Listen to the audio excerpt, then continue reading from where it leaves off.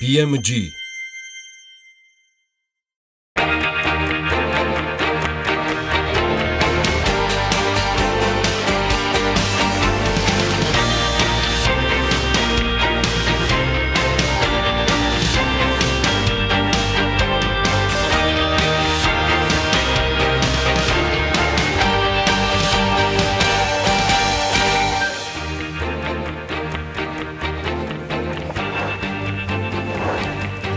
ეს 24 აპრილია მოგესალმებით ყველას მე გიორგი ისაკაძე ვარ წარმოგიდგენთ საქმიან დილას TV პირველზე BMG-ს გუნდი ემზადება თქვენთვის საინტერესო ამბების გადმოსაცემად ბიზნესზე და ეკონომიკაზე ყველას მივესალმები რა თქმა უნდა და თავარი სიახლე გახლავთ ის რომ ერთ-ერთი მთავარი სიახლეთაგანი გუშინ საღამოს მომხდარი ინოვაციებისა და ტექნოლოგიების სააგენტოს ანუ ჯიტას ხელმძღვანელი გიორგი ზვიადაძე ტოვებს თანამდებობას და ამის შესახებ ინფორმაციას სოციალურ ქსელში ავრცელებს, სადაც საქართველოს მთავრობას მადლობას უხდის და ერთგვარ ანგარიშს აკეთებს გაწეული საქმიანობის შესახებ ეკონომიკისა და მდგრადი განვითარების მინისტრს, იგივე პირველ ვიცე-პრემიერს დიმიტრი კუმსიშვილს უახლოეს მომავალში მოუწევს მისი ადგილმონაცვლეს დასახელებაც გიორგი ზვიადაძის წარმატებებს უსურვოთ. ასევე ვაკანტურია კიდევ ერთი სიპის სააგენტო აწარმოეს საქართველოში ხელმძღვანელის პოსტი. ბოლო რამდენიმე თვეა შესაფერის კანდიდატურა ვერ შეირჩა როგორც სამინისტროს გუნდის წევრებისგან, ასევე კონკურსის გამოცხადების გზითაც. BMG-ს ხელთ არსებული ინფორმაციით კუმსიშვილი უახლოეს დღეებში წარადგენს ამ ვაკანტურ თანამდებობებზე კანდიდატებს, რომლებსაც თავადვე დაამტკიცებს და დანიშნავს კიდეც. მე როგორც მაქვს ინფორმაცია ეს ყველაფერი უახლოეს დღეებში მოხდება, თუ დღესვე არა. ამასობაში კუმსიშვილის კოლეგა და ინფრასტრუქტურის ახალი მინისტრი მაია ცკიტიშვილი სამშენებლო და საზედამხედველო კომპანიების ალიანსისა და ეპტისას წარმომადგენლებს ხვდება. საუბრის თემა ქობულეთის სანაპირო დამცავი კედლის რეაბილიტაცია და ახალი ბულვარის მოწყობა გახლდათ. რეგიონალური განვითარებისა და ინფრასტრუქტურის მინისტრმა მშენებლობის პროცესი კრიტიკულად და საკმაოდ მძიმედ შეაფასა და კომპანიების წარმომადგენლებისგან პროექტით გათვალისწინებული ვადების დარღვევის გამო განმარტებები მოითხოვა. ალიანსის წარმომადგენელმა წარმოქმნილი პრობლემების მიზეზად ზღვის სანაპირო სპეციფიკა დაასახელეს. ბარში აპირებდნენ ან მთაში ამ ყველაფრის გაკეთებას. თქვით მაია ცკიტიშვილის თქმით კი უკვე გადაწყვეტილია რომ პროექტში სახელმწიფო სამშენებლო კომპანია ჩაერთვება და სამუშაოები 1 მაისიდან დაიწყება, რათა მნიშვნელოვანი მონაკვეთის დასრულება საზღვაო სეზონის დაწყებამდე მოესწროს. კონტრაქტორი კომპანია კი მხოლოდ დაწყებულ სამუშაოებს დაასრულებს. მინისტრი გუშინ თავად იმყოფებოდა ზღვისპირეთში და ვციტირებთ ქალბატონ მაიას, საკუთარი თვალით ვნახეთ რა მდგომარეობაა სამშენებლო ობიექტზე და ყველაზე ცუდ მოლოდინსაც არ შეესაბამება იქ არსებული ვითარება, ასე რომ ტენდერში გამარჯვებული კომპანია მხოლოდ დაწყებულს დაასრულებს და მას სახელმწიფო კომპანია ჩაანაცვლებს.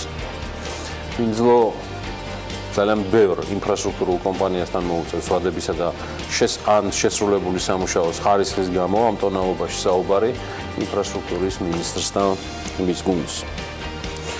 ერევანში კი სერჟ სარქსიანის გადადგომაზე იმობენ ყოფილი პრემიერის გადაწყვეტილებას უკვე ყოფილის ოვაციებით შეხვდნენ.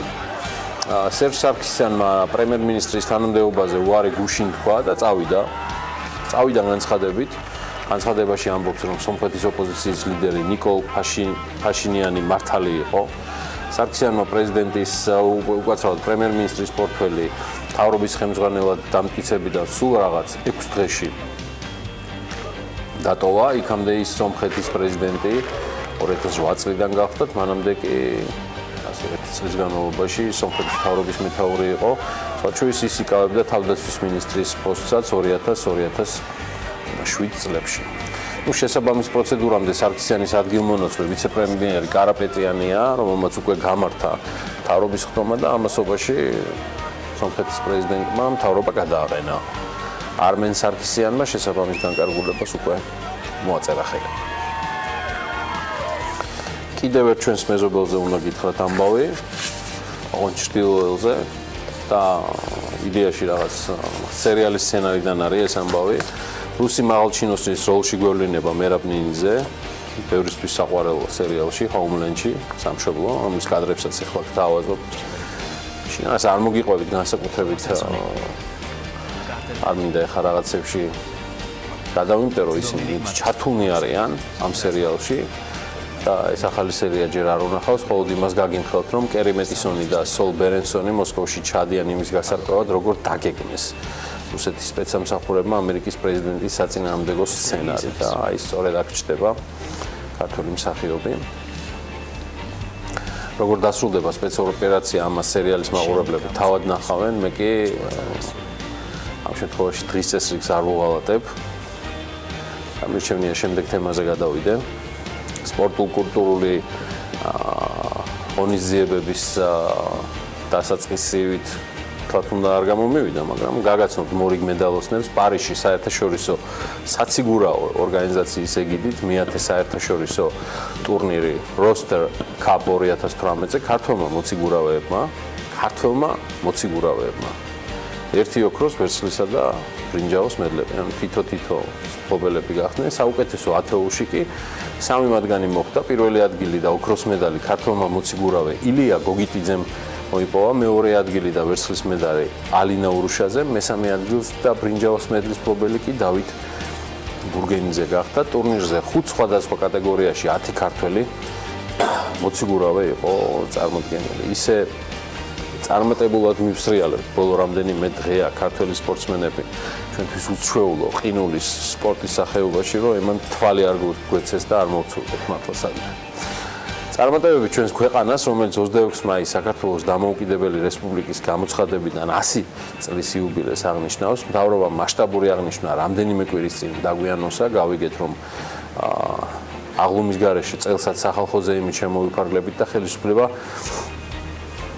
ბიზნესის ჩართულობას მიესალმება. აი კონკრეტულად რა ფორმით მოხდება დამოუკიდებლობის დღის აღნიშვნა, ჯერ ვერ გეტყვით, სამაგიეროდ დაზუსტებით შემიძლია გითხრათ, რომ თავდაცვის სამინისტროს 26 მაისის ღონისძიებების მომზადება მინიმუმ 1.320.000 ლარი დაუჯდება გადასახადის გადამხდელებს, ანუ სახელმწიფო ბიუჯეტს. უწყება საჭირო მომსახურების გამარტივებულად შესყიდვას ითხოვს, რაც ღონისძიებამდე დარჩენილი მცირე დროით ხსნის. და მიიჩნევს, რომ 26 მაისამდე არსებულ პერიოდში შეუძლებელია განხორციელდეს ელექტრონული ტენდერით შესყიდვა. ერთი რაც ვერ გავიგე და ამას ალბათ ახსნა დასჭირდება, რატომ დადგა იმის საჭიროება, რომ ეს ღონისძიება, ამ ღონისძიების აღნიშვნა გამარტივებული წესით მოხდარიყო შესაბამისი თანხების უზრუნველყოფით, ან რაღაც მიზეზია, რასაც მე ვერ ვხვდები. ან გამოდის, რომ თავდაცვის სამინისტროში არ იცოდნენ, რომ 2018 წელსაც იქნებოდა 26 მაისი. ან უბრალოდ გადაავიწყდათ, რომ 1918 წლის 26 მაისის შემდეგ 2018 წელში 100 წლის იუბილე ნამდვილად იქნებოდა. ასეა თუ ისე თავდაცვის სამინისტრო ტენდერს დაჩქარებული გამარტივებული წესით აცხადებს და ემზადება ერთდროულად რამდენიმე ღონისძიების გასამართად, მათ შორის არის თბილისსა და საქართველოს 5 ქალაქში ფიცის დადების ღონისძიება, გახმოვანების და მონიტორების უზრუნველყოფა, თავისუფლების მოედანზე ტრიბუნების და სცენის მოწყობა, შეიარაღებისა და ჯავშანტექნიკის გამოფენა, ასევე ორი საგამოფენო სივრცის მოწყობა, დიზაინერის, სცენარისტის, რეჟისორის, წამყვანის, მომსახურების შესყიდვა, საქართველოს სახელმწიფო ჰიმნის სტუდიური ჩაწერა, რა თქმა უნდა შესრულება, ასევე შეიარაღებული ძალების სიმღერის შესრულება, თავისუფლების მოედანზე და სხვადასხვა მატერიალური საქონლის შესყიდვა. ამადამ სწორედ ამ მომსახურებებში უნდა დაიხარჯოს 1.300.000 ლარზე მეტი. ცნობილია ისიც, რომ ხელშეკრულების ნაწილი გაფორმდება არარეზიდენტ კომპანიებთან თან უცხოურ ვალუტაში. ამაზეც ალბათ დიდხანს და ბეჯითად მსჯელობდნენ მთავრობის კანცელარიაში. მეწილად ისეთი გადაწყვეტილებები, ისე ვინ ეფემერულ და ალახზე მაღალ ბორცს უკავშირდება ალბათ, უკაცრავად PR ბორცს უკავშირდება, რომელიც მათთვის სასურველ ბენეფიციარებს საზღვრავს ამგვარი ღონისძიებებისთვის და ზოგადად პარტნიორობიდან გამომდინარე, ამ ბორცზე საზოგადოებრივ ეროვნულ, თქვენ წარმოიდგინეთ კულტურულ, სამოუწყებლო და საკომუნიკაციო წევრთა საქმენი საგმირონი და მათ მიერ მიღებული გადაწყვეტილებებით გადასახადის გადამხდელთა თანხების განკარგვა კიდევ ხშირად იქნება. ძალიან ხშირად იქნება ჩვენი გადაცემების მსჯელობის საგანი. BMG იმ კომპანიებსაც მალე გაგაცნობთ და იმასაც თუ როგორ გადანაწილდება თითქმის 1.5 მილიონი ლარი ამ უწყებების მიერ დამოუკიდებლობის დღისთვის. იმედია ზეიმიც მაგარი შედგება და თავს არც სხვა მიმართულებით და რაიმე მიმართულებით საერთოდ ამ თემაში შევიცხვეთ. ხო, აი ამ ნაწილში კი ცოტა პრობლემები გვაქვს. წინა კვირაში მაია ბითაძემ სტუმრობისას ძალიან დელიკატურად მიუთითა დედაქალაქის მაცხოვრებლებს. ვაკის უბანს გულისხმობ, ნაგავი სანაგვე ბუნკერში დროულად უნდა გადაყარონ. თავიდან მერის ინიციატივა რაღაც ძალიან დიდი ენთუზიაზმით აიტაცა ყველა, მაგრამ მე ეტყობა ცოტა მოიკოჭლებენო, აი აქ ამ სტუდიაში თქვა მაია ბითაძემ და იმედია გამოსწორების ამბავსაც საქმიანი დილიდან მოისმენ თან ისე რომ ღამით დაცარიელებული ნაგვის ბუნკერში ნარჩენები დილით გადასაყრელი არ შეიძლება. დედაქალაქის მთავრობა არც ამ ექსპერიმენტს სჯერდება და თბილისის მერია ქალაქის სისუფთავეზე სოციალურ კამპანიაში გაუფრთხილდი ქალაქს, ესე ექნება 600,000 ლარს დახარჯავს, 600,000 ლარს. მომსახურების შეძენა აქაც პირდაპირ წესით და აქაც ტენდერის გარეშეა დაგეგმილი. ამ საკითხზე IP-ის საზოგადოებასთან კომუნიკაციების განვითარების სააგენტო, შესყიდვების სააგენტოს თანხმობას ელოდება. როგორც შესყიდვების სააგენტოსთვის მიწოდებული ინფორმაციიდან ირკვევა, სამეტაპიანი კვლევა საზოგადოების მიერ აღიარებული წესების დარღვევებზე ადამიანების ცოდნა შეისწავლის. ესე იგი, აი ამ კამპანიის ფარგლებში გათვალისწინებულია თბილისზე მზრუნველობის დღის დაწესება და ორგანიზება. კამპანიის წარმოება დაკავშირებულია ადამიანურ ემოციებთან, ახმადობასთან, აქედან გამომდინარე უპირველესად ალბათ საჭიროა გავარკვიოთ, რას იწვევს მოქალაქეთა ვანდალურ ქცევას, რათა კამპანიის დაგეგმვისას ვიხემძღვანელოთ კვლევის შედეგები. სწორედ ამიტომ საზოგადოებრივი აზრის კვლევა კამპანიის წარმოების განუყოფელი ნაწილია. აი ამას აცხადებენ თბილისის მერიაში. და როგორც მერიაში აღნიშნავენ, ქალაქის კეთილმოწყობასა და დასუფთავებაში წლის განმავლობაში ბიუჯეტიდან მილიონობით ლარი იხარჯება. ეს კამპანია კი მიმართული იქნება საზოგადოებრივი წესრიგის დარღვევის, ვანდალიზმისა და დანაგვიანების წინააღმდეგ. კიდევ ერთხელ ვციტირებ, ჩვენი ამოცანაა საზოგადოებას შევახსენოთ, რომ ნებისმიერი ვანდალური საქციელი, გარდა იმისა, რომ ანტისახელმწიფოებრივია, არის ხარჯიანის, დაზიანებული სკვერის, მოპირკეთებული ბორდიურის თუ დამაგრებული ილუმინაციის მეორედ გაკეთება. ეს ყველაფერი მნიშვნელოვნად დის მუნიციპალიტეტის დანახარჯებს, როგორც მატერიალური, ისევე ადამიანური რესურსის თვალსაზრისით. აი ამას აღნიშნავენ თბილისის მერიაში და მათივე განმარტებით კამპანიის ფარგლებში აქტივობებისთვის საჭიროა გაიწეროს სცენარები, აქაც აქციები, ღონისძიებები, დამზადდეს ვიდეო რგოლები, პოსტერები, გაიმართოს კონკურსები, შემუშავდეს მედია გეგმა და ასე შემდეგ. მოკლედ ეს არის განმარტება საზოგადოებასთან კომუნიკაციის განვითარების სააგენტოსი ტენდერის გარეშე შეწყდვის აუცილებლობასთან დაკავშირებით, ანუ საუბარია თბილისის მერიის შესაბამის სააგენტოს. მე მგონი უკვე დრო არის 9:10 წუთია, რომ ანა ალპიაშვილი შემოგვიერთდეს. ანა, დილა მშვიდობის. წარმატებულ დღეს გისურვებ, დარწმუნებული ვარ, რომ შენ ამ თემას გამოეხმაურები. რა თქმა უნდა, ჩვენს მაყურებელს უსურვებ ბედნიერ და წარმატებულ დღეს და სანამ დასუფთავებამდე მივალთ, ხმაური დაბინძურების საკანონმდებლო აკრძალვის შედეგები გვაქვს, რომელიც შეგვიძლია ასევე საქმიანი დილის მაყურებელს გაუზიაროთ. სამართალდამცველებმა ხმაურის გამო კანონის ამოქმედებიდან დღემდე აღმოჩნდა, რომ 8 თვის განმავლობაში 252 პირი დააჯარიმეს. შინაგან საქმეთა სამინისტროს მონაცემების მიხედვით 2017 წლის აგვისტოდან წლის ბოლომდე ხმაურის გამო 177 ფიზიკური და იურიდიული პირია დაჯარიმებული, ხოლო 2018 წლის მარტის ჩათვლით 75 ჯარიმა გამოიწერა.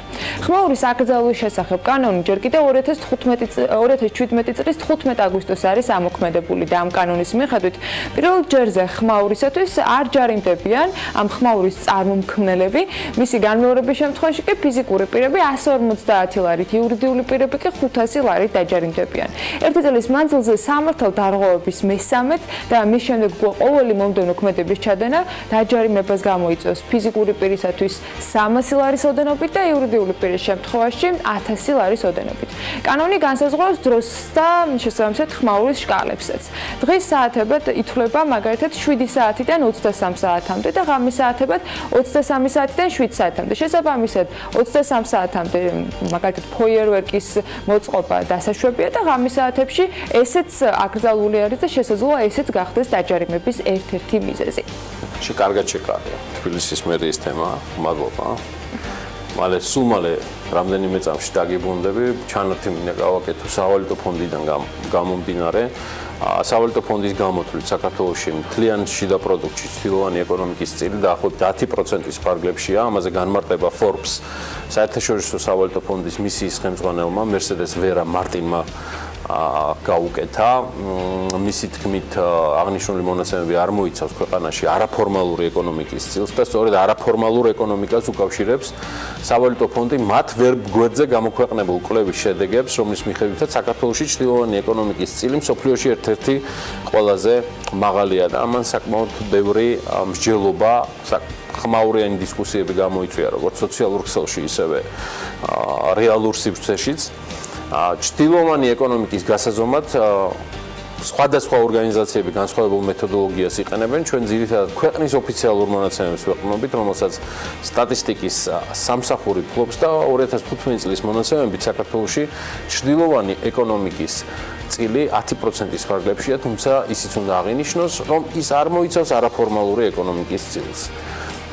კვლავ ვაგრძელებ ქალბატონი მერსედეს მარტინის ციტირებას, მაგალითად ვიცით, რომ საქართველოში სოფლად საკმაოდ ბევრი ადამიანი აწარმოებს საკვებ და სხვა სახის პროდუქტს. სავალუტო ფონდის ვებგვერდზე გამოქვეყნდა სამუშაო კვლევა და ამ კვლევის შედეგები ნამდვილად არ ემთხვევა ჩვენს მონაცემებს და პოზიციას და აღნიშნულ კვლევაში გაზომილია არაფორმალური ეკონომიკის წილიც. როგორც გითხარით, მე ახლა ვციტირებდი მერსედეს ვერა მარტინს, რომელიც სავალუტო ფონდის მისიის ხელმძღვანელია და სწორედ ის აღნიშნავს, რომ ბოლო წლებში საქართველოს დიდ პროგრესს მიაღწია გადასახადების მობილიზების კუთხით, თუმცა აქვე ამბობს, რომ საგადასახადო შემოსავლების წილი მთლიან შიდა პროდუქტში 20-25%-ით არის, რაც ძალიან კარგი მაჩვენებელია სხვა ქვეყნებთან შედარებით, თუმცა ამ მაჩვენებლის გაუმჯობესება შესაძლებელია და სავალუტო ფონდის მისიის ხელმძღვანელი ადასტურებს, რომ მთავრობა გადასახადის ადმინისტრირების გამარტივებაზე მუშაობს, რაც მათ მობილიზებას გაამარტივებს.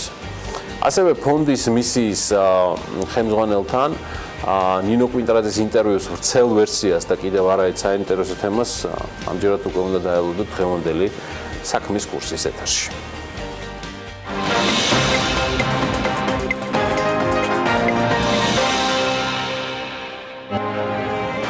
ფარმაცევტული ბაზრის გაჯანსაღება თუ მედიკამენტების პარალელური იმპორტის შეზღუდვა. პარლამენტი წამლისა და ფარმაცევტული საქმიანობის შესახებ კანონში ცვლილებებზე მუშაობს. განმარტებებით სამედიცინო საქმიანობის სახელმწიფო რეგულირების სააგენტო საქმის კურსში. რამდენად ჩრდილოვანია საქართველოს ეკონომიკა და რამდენია მისი წილი ქვეყნის მთლიან შიდა პროდუქტში. ასევე რა ეტაპზეა კერძო საჯარო პარტნიორობის შესახებ ჩარჩო დოკუმენტი, რაც მოუტანს ქვეყანას პენსიის დაგროვება და როგორია საფინანსო ინსტიტუტის შეფასება ქართულ საბანკო სფეროზე. საერთაშორისო სავალუტო ფონდის პასუხები ნინო კვინტრაძესთან ინტერვიუში.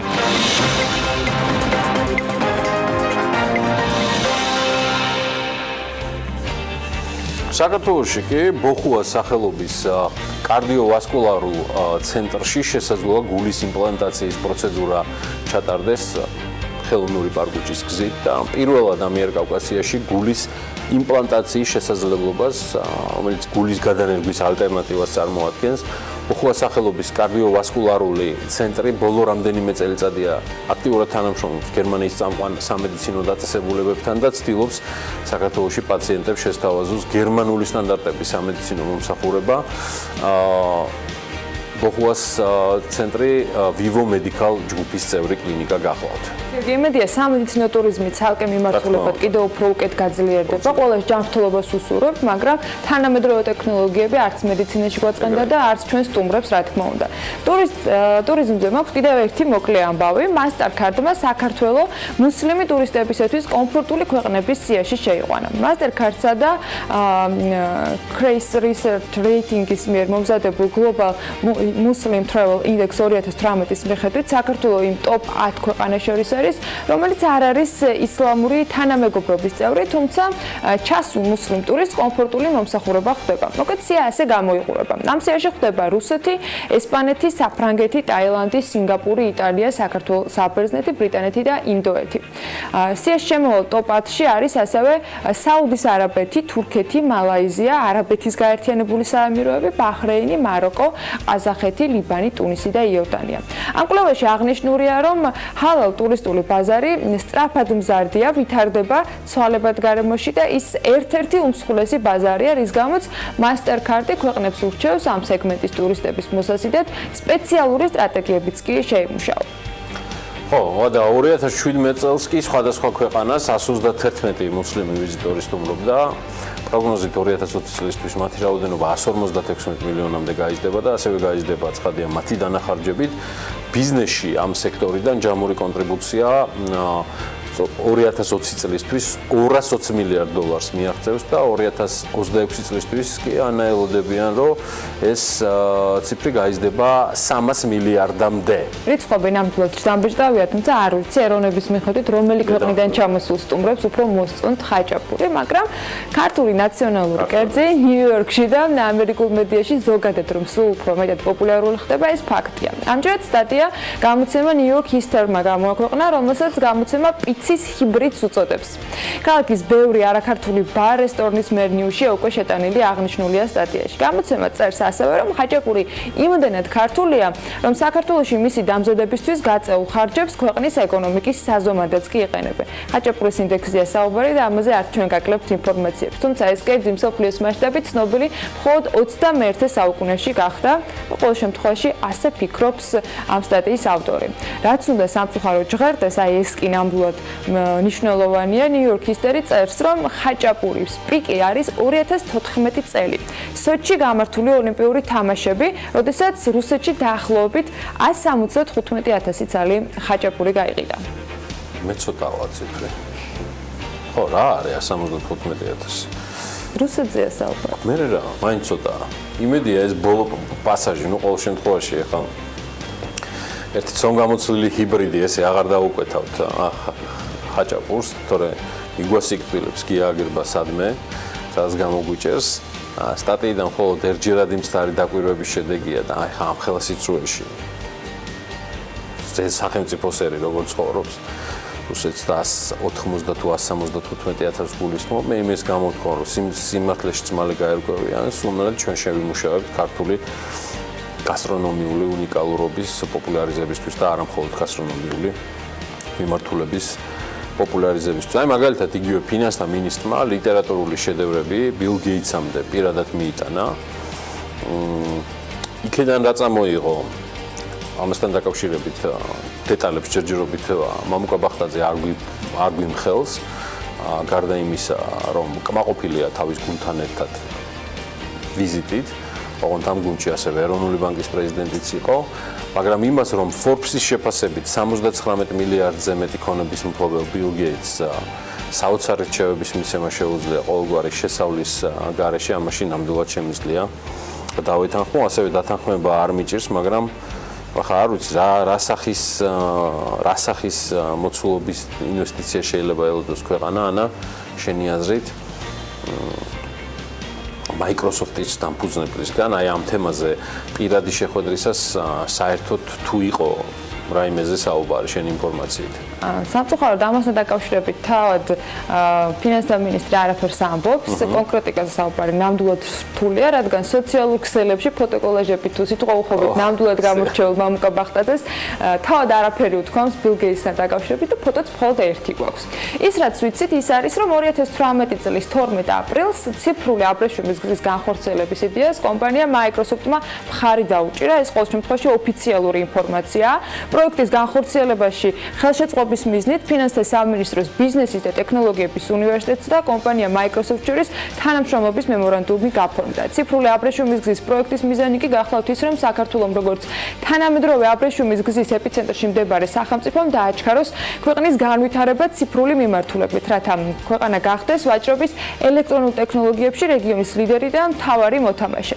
ციფრული აბრეშუმის გზის პროექტი ასევე ხელს შეუწყობს ამ ინოვაციური იდეის განხორციელებით დაინტერესდნენ კომპიუტერული მეცნიერებებისა და IT ტექნოლოგიების, ასევე ბიზნეს სფეროში მომუშავე პროფესიონალი კადრები, სტუდენტები და სტარტაპები, მაგრამ Bill Gates-თან შეხვედრამდე იყო ეს ყველაფერი და ამ შეხვედრის პარალელურად ან იმის იქით კიდევ რა მოხდება, ამასთან დაკავშირებით ინფორმაცია ნამდვილად არ მაქვს. ამ კვირაში ყველას და მთელ BMG-ს იტალიის ქალაქ ბარიში კი ამასობაში პირველი ქართული ბრენდული ღვინის მეღვინეობა ხარებას მაღაზია გაიხსნა. ოფიციალური გახსნის ღონისძიებას დიპლომატები, ბარის მუნიციპალიტეტის წარმომადგენლები და ქართული დელეგაცია ესწრებოდნენ. ღონისძიებაზე კომპანიის წარმომადგენლებმა დამსწრეს საზოგადოებას იტალიის ღვინის მაღაზიის კონცეფცია და სამომავლო სტრატეგიული გეგმების გააცნეს. გალავახშამზე კი სტუმრებმა დააგემოვნეს მეღვინეობა ხარებას, როგორც ქართული ტრადიციული, ასევე ევროპული გზით და მეთოდებით დამზადებული არაჩვეულებრივი ღვინოები. შეგვიძლია ვთქვათ, რომ ქართული ღვინო ნამდვილად გემრიელად მიირთვეს. ეს არის დანის დედაქალაქი კოპენჰაგენი, სადაც არა, დანიდან ჯერ არ დაურეკიათ. ღვინის ყოველწლიურ გამოფენაზე კოპენჰაგენ Wine Fair იყო წარმოდგენილი ქართული ღვინო. გარემოს დაცვის და სოფლის მეურნეობის სამინისტროს ინფორმაციით, დანის სამეფოსა და ისლანდიის რესპუბლიკაში საქართველოს სრულუფლებიანი და საგანგებო ელჩი გიგი გიგიაძე ესწრებოდა ამ პრეზენტაციას და შესაძლოა მისგან გვაქვს ინფორმაცია, რომ ის სიტყვითაც მიმართავდა ქართული ღვინოსა და კულტურაზე სტუდენტებს, დანიაში ქართული ღვინის ექსპორტის გაზრდის პერსპექტივებზე საუბრობდა და ღვინოსაც თავაზობდა. სამინისტროს ინფორმაციით, ასევე საქართველო ამ გამოფენაში პირველად იღებდა მონაწილეობას, რაც როგორც თავად ამბობენ, მნიშვნელოვანია ქართული ღვინის საექსპორტო ბაზრების გაფართოებისა და დივერსიფიკაციისათვის. გამოფენის ფარგლებში კი ღვინის სემინარი დეგუსტაცია მოეწყო და დარწმუნებული ვარ, რომ არც ღვინოთი იყვნენ უკმაყოფილოები. ამდენ ღვინოზე საუბრისას ბადაგონიც გამახსენდა და მოკლედ ბადაგონიდან გამომდინარე ბიზნეს ომბუდსმენი გამახსენდა საქართველოში მოქმედი ბიზნესების დამცველი კი ირაკლი ლექვინაძემ სოციალურ BMG-სთან განაცხადა, რომ ამ კვირაში შედგება აგარის შაქრის ქარხნისა და სახელმწიფოს წარმომადგენელთა შეხვედრა და შესაძლოა გამოინახოს გზები იმისთვის, რომ ქარხანა ამუშავდეს. უმუშევრად დარჩენილი მოსახლეობა ხელისუფლებას დაბა აგარის საკითხზე პასუხისმგებლობის აღებას თხოვს. მე-7 თვეა თუ არ ვწდები, აგარის შაქრის ქარხანა არის გაჩერებული, მიზეზად იმპორტირებულ პროდუქტთან კონკურენცია სახელდება. ნახოთ რა გზას ხედავს მთავრობა შეჩერებული ქარხნის ამუშავებისთვის. ირაკლი ლექვინაძე დღესაც საქმიანი დილის სტუმარი იქნება, მხოლოდ ამ თემაზე არა, თუმცა ძალიან ბევრი სხვა საინტერესო სპიკერი და თემა გელით დღევანდელ საქმიან დილაში. 24 აპრილს დილას საქმიანად იწყებენ ოლეგ კონდრაშოვი, მარიამ ლაშხი, გოგა მელიქიძე, თინა ლაღიძე, ირაკლი ლექვინაძე, მაია სიდამონიძე და მაია წერეთელი. დილა საქმიანია TV პირველზე.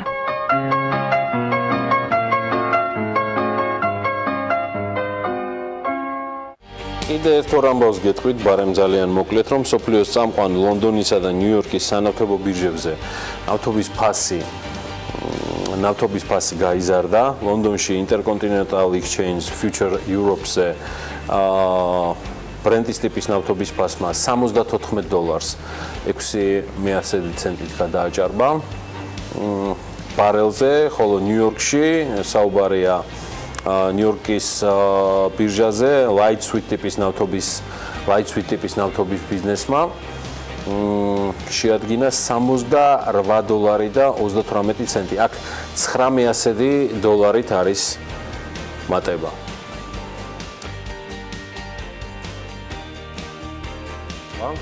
აი საქართველოს რაც შეეხება, ბოლო რამდენიმე დღის განმავლობაში საწვავის ფასი ზოგიერთ ბრენდირებულ სადგურზე 2 თეთრით და არაბრენდირებულზე კი 5 თეთრით არის გაზრდილი. ნავთობპროდუქტების იმპორტიორთა კავშირი გვაწვდის ესეთ ინფორმაციას და მისი თავმჯდომარე, რომ ფასის ცვლილება საერთაშორისო ფასების ზრდამ და ლარის კურსის ცვლილებამ განაპირობა. ვოტ. ამასობაში კი დამოუკიდებელ თურქ მრეწველთა და ბიზნესმენთა ასოციაცია ქართული კომპანიებისთვის უცხოეთის ბაზრებზე გასვლაში დახმარებას გეგმავს. 25 აპრილს კი შავი ზღვის ბლოკჩეინის სამიტი გაიმართება რომელიც ბლოკჩეინის ტექნოლოგიის ბიზნესში განათლებასა და სამთავრობო სტრუქტურებში ინტეგრირებას მიმოიხილავს. მზის ენერგიის განვითარების ხელშეწყობისთვის წამყვანმა ლიტვურმა კომპანიამ საულეს გრაჟამ საქართველოში პროექტი დაასრულა. აქ ტრადიციულად ვამბობ ერთ ფრაზას, რომ ეს არ არის ყველაფერი და გელით გაცილებით მეტი უკვე ანა ლაპიაშვილის კოლაჟიდან და დღესაც არ ვიტყუები. ასეა. ბიზნეს და ეკონომიკის სიახლეები გეოდება წინ სულ რამდენიმე წამში.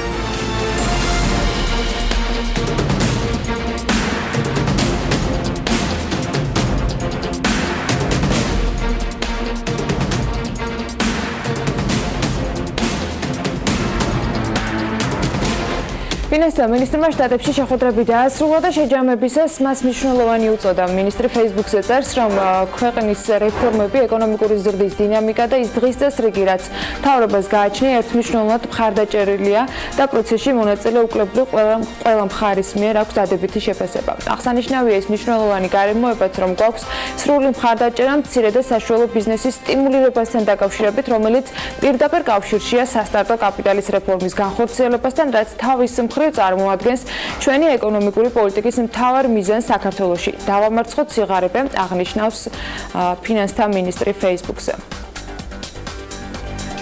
დამოუკიდებელ თურქ მრეწველთა და ბიზნესმენთა ასოციაცია ქართული კომპანიებისათვის უცხოეთის ბაზრებზე გასვლაში დახმარებას გეგმავს.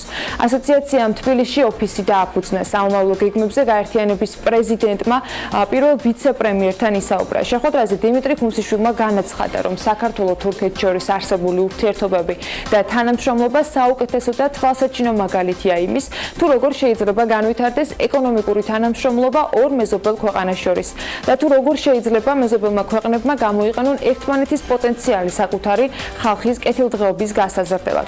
ასევე ყურადღება გამახვილდა ორმხრივი ვაჭრობის სტატისტიკაზე, რომელიც ყოველწლიურად ზრდის დინამიკით გამოირჩევა.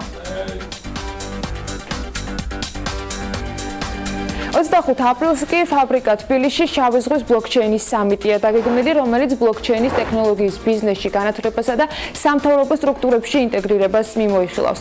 სამიტის მონაწილეებს საშუალება ეძლებათ ინტენსიური სესიების და პანელური დისკუსიების ფარგლებში ბლოკჩეინის ინდუსტრიაში მოღვაწე მოწინავე სპეციალისტებს შეხვდნენ და ახალი ტექნოლოგიების მრავალფეროვანი შესაძლებლობები განიხილონ. ამ ღონისძიების ორგანიზატორი საქართველოში დაფუძნებული ინოვაციური კომპანია Spotcoin-ია, რომელიც მიზნად ახავს შავი ზღვის რეგიონში ახალი ეკონომიკის პლატფორმის განვითარებას. სამიტის ფარგლებში განიხილება განაწილებული ჩანაწერების ტექნოლოგია, მისი ფინანსურ ტექნოლოგიებზე ზემოქმედება და შავი ზღვის რეგიონში ბიზნესის ახალი შესაძლებლობები. საწმენდის საბაგირო გზის მშენებლობის დასაწყებად უახლოეს პერიოდში ქვედა სადგურის მეცნიერებათა აკადემიის ეზოს უკან მდებარე ტერიტორიიდან 11-მდე ოჯახის გასახლებასთან დაკავშირებით საჭიროებას აცხადებს. თბილისის სატრანსპორტო კომპანიის საწმენდის საბაგირო გზის პროექტის მთავარი მენეჯერის ინფორმაციით, მუშაობა საწმენდის საბაგირო გზის მშენებლობის ნებართვის მოსაპოვებლად მიმდინარეობს. ასევე საბაგირო გზის მშენებლობის ნებართვის მოპოვების შემდეგ თბილისის სატრანსპორტო კომპანია სამუშაოების საწარმოებლად ტენდერს გამოაცხადებს და უშუალოდ სამშენებლო პროცესიც დაიწყება. ის ქვედა და ზედა სადგურებზე, ასევე ყველა ანძის ბეტონის სამუშაოების წარმოებას ითვალისწინებს. საწმენდის საბაგირო იგივე პრინციპით იმუშავებს, როგორც რიყის საბაგირო, ანუ მონოგონდოლის პრინციპით და ამ მიზნით სულ 20 კაბინაა შესყიდული. მზის ენერგიის განვითარების ხელშეწყობისთვის წამყვანმა ლიტვურმა კომპანიამ საულეს გრაჟამ საქართველოში პროექტის დასრულებასთან დაკავშირებით განაცხადა. ამ მიზნის მისაღწევად არჩეულია 6 სამშენებლო პროექტი, სადაც განთავსდა მზის ენერგიის დანადგარები. შეირჩა საზოგადოებრივი დანიშნულების შენობები, 2 სკოლის, საბავშვო ბაღის, საავადმყოფოს და მუნიციპალიტეტების სახურავები. ასევე დამონტაჟებულია ენერგიის წარმოების მონიტორინგის სისტემები, რათა შეფასდეს აღჭურვილობის ეფექტურობა და პროექტის შედეგები. პანკისის ხეობაში მდინარე ალაზანზე ხადორი ჰესის ამის მშენებლობის საკითხზე კი ადგილობრივ მცხოვრებლებთან წინასწარ შეთანხმება შედგა. ინფორმაცია დახურული შეხვედრიდან რადიო ჯიმ გაავრცელა. პანკისის სათემო რადიოს ინფორმაციით შეხვედრა 19 აპრილს ახმეტაში გაიმართა და მას კომპანია ალაზანი ენერჯის მესაკუთრე, ფერის მესაკუთრე და პანკისის უხუცესთა კავშირისა და სალაფიტური თემის ლიდერები, ასევე პანკისის სოფლებში ახმეტის მერის წარმომადგენლები ესწრებოდნენ. ახმეტის მერის, კახეთის გუბერნატორის, ეკონომიკის მინისტრის მოადგილის და პოლიციის სამმართველოს უფროსის, ასევე პოლიციის დეპარტამენტის დირექტორის წარმომადგენლები იმყოფებოდნენ. ასევე ამ შეხვედრაზე ეს ის მშენებელი კომპანიების ხელმძღვანელებმა კი პირობები წამოაყენეს, რომლებიც თანახმანი არიან ამ პირობებთან დაკავშირებით. ქუთაისში პლასტმასის ნარჩენების გადამამუშავებელი საწარმოები გაკეთდება BMG-სთან ჰუალინგ თავისუფალი ეკონომიკური ზონის აღმასრულებელმა დირექტორმა სოზონ იბულაძემ დაადასტურა. ეს ინფორმაცია საწარმოები ინდური და ჩინური ინვესტიციებით მოეწყობა. მისივე თქმით, მოლაპარაკებები მიმდინარეობს პლასტმასის ნარჩენების გადამამუშავებელი საწარმოების გახსნაზე ორ კომპანიასთან, მათ შორის არის ერთი ინდური, მეორე კი ჩინური. ინვესტორებთან ყველა პირობა შეთანხმებულია, ამჟამად კი გადიან პროცედურებს გარემოს დაცვითი მიმართულებით და როდესაც საჭირო ნებართვები იქნება უკვე საწარმოს აწყობა დაიწყება. მევენახეობის სასოფლო-სამეურნეო კოოპერატივების ხელშეწყობის სახელმწიფო პროგრამაში კი რეგისტრაცია დაიწყო, რომელიც 11 მაისამდე გაგრძელდება. პროგრამა კოოპერატივებისათვის 100 ტონა ყურძნის პირველადი გადამუშავების დანადგარების გაცემას ითვალისწინებს. ბენეფიციარი 20 მეპაიესგან უნდა შედგებოდეს, თითოეული 3/10 ჰექტარი ვენახის ფლობელი უნდა იყოს და თუ მთიანი რეგიონიდან არის, მაშინ ამ შემთხვევაში პირობა 1/10 ჰექტარსაც ითვალისწინებს. თელავისა და ყვარლის რაიონში გასულ წელს სახელმწიფო პროგრამით ყურძნის გადამამუშავებელი 3 კოოპერაციული საწარმო გაიხსნა. საქართველოს რკინიგზა კი განათლების თანამედროვე სისტემაზე გადადის. ხელშეკრულება რკინიგზასა და კომპანია გრატოს შორის არის გაფორმებული. ამ დოკუმენტის თანახმად კომპანია ვალდებულებას იღებს, რომ 10 თვის განმავლობაში რკინიგზის სადგურებში, ბაზებზე, გვირაბებსა და ხიდებზე ამერიკული კომპანია ქრის მიერ წარმოებულ ენერგოეფექტურ სანათებს დაამონტაჟებს. ახალი პროექტის ფარგლებში რკინიგზა დაზოგავს ელექტროენერგიას დაახლოებით 60%-ით და მიიღებს თანამედროვე ტიპის განათებას და ეკოლოგიურად სუფთა სანათებს. საგანმანათლებლო და სამეცნიერო ინფრასტრუქტურის განვითარების სააგენტო კი საჯარო სკოლებში სახელმძღვანელოების დარიგებას იწყებს. მე-7-მე-12 კლასების მოსწავლეებისათვის ქვეყნის მასშტაბით სკოლებში 308,900 წიგნი და 514,700 რვეული დარიგდება. სასწავლო წიგნების ტრანსპორტირება სახელმწიფოს 151,000 ლარი დაუჯდება. რაც შეეხება პირველი მე-6 კლასების სახელმძღვანელოებს, გრიფის მინიჭების პროცესი ჯერ კიდევ დასრულებული არ არის. შესაბამისად, ამ დრომდე არ არის გარკვეული, რომელიც წიგნებით ისწავლიან სექტემბრიდან პირველი მე-6 კლასის მოსწავლეები. ეს ბიზნეს სიახლეების პირველი ნაწილი იყო, ახლა წინ სავალუტო მიმოხილვა გელოდებათ.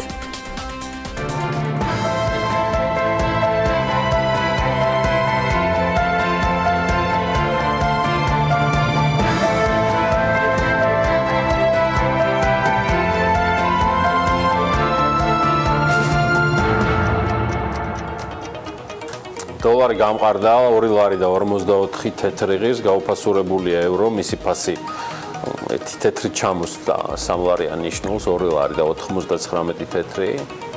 უნდა გადაიხადოთ, ვისაც ევრო შეძენა აქვს სულთან გჭირდებათ. გაუფასურებულია თურქული ლირა 59 თეთრამდე და ფუნტ სტერლინგი მყარად 3 ლარი და 51 თეთრი ფასობს. ასევე ეროვნული ბანკის ინფორმაციით მიმდინარე წლის მარტში საქართველოში მოქმედი კომერციული ბანკების წმინდა მოგებამ 76 მილიონი ლარი შეადგინა.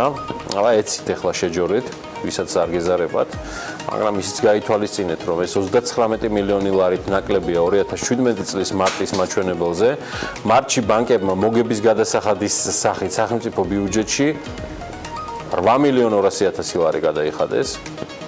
მარტში ბანკების შემოსავლებმა 300 მილიონი ლარი შეადგინა, საიდანაც 279 მილიონი ლარი საპროცენტო შემოსავლები, ხოლო 68 მილიონი ლარი არასაპროცენტო შემოსავლები გახლდათ. იანვარ-მარტში ბანკების მოგება ჯამში 159 მილიონი ლარია, რაც 2017 წლის იანვარ-მარტის მოგებაზე 9%-ით, ანუ 23,5 მილიონი ლარით არის ნაკლები.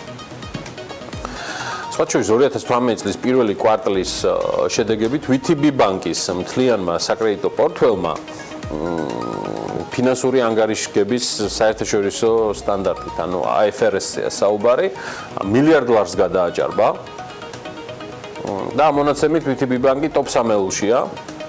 პირველი კვარტლის ბოლოსთვის VTB ბანკის აქტივებმა $1,600 მილიონი შეადგინა და მარტის ბოლოსთვის კი უკუგება მთლიან აქტივებზე 8-ზე არის საუბარი 2.2%, ხოლო უკუგებამ საკუთარ კაპიტალზე ამ შემთხვევაში უკვე 8-ზე ვსაუბრობ 15.6% შეადგინა.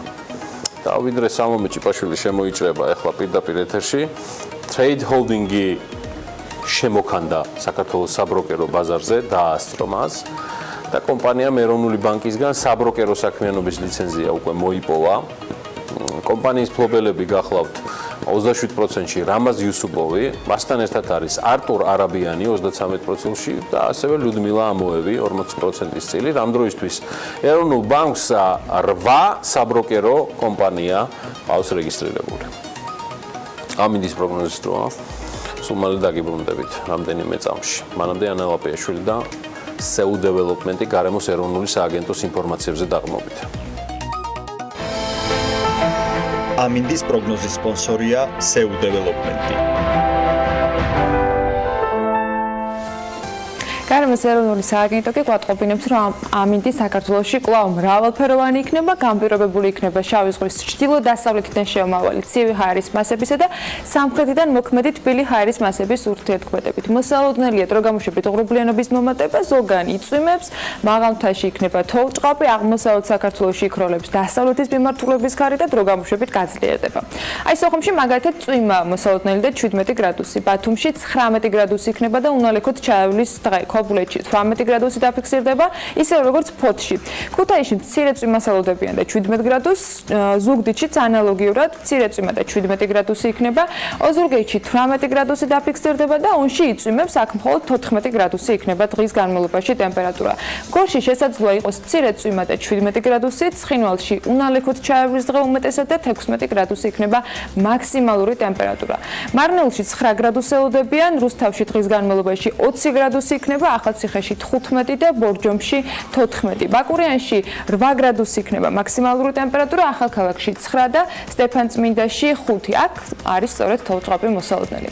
თელავში 18 გრადუსი იქნება, დედაქალაქს რაც შეეხება დროგამოშვებით ღრუბლიანობა მოიმატებს, უმეტესად უნალექოდ, ჩრდილო-დასავლეთის მიმართულების ქარი იქროლებს, დროგამოშვებით გაძლიერდება კიდეც და მაქსიმალური ტემპერატურა დღის განმავლობაში იქნება 19 გრადუსი. პრინციპში გუშინდელისგან დიდად არ განსხვავდება დღევანდელი ამინდი დედაქალაქში. კარგი, გასაგებია. გავითვალისწინებთ მაგ ამბავსას.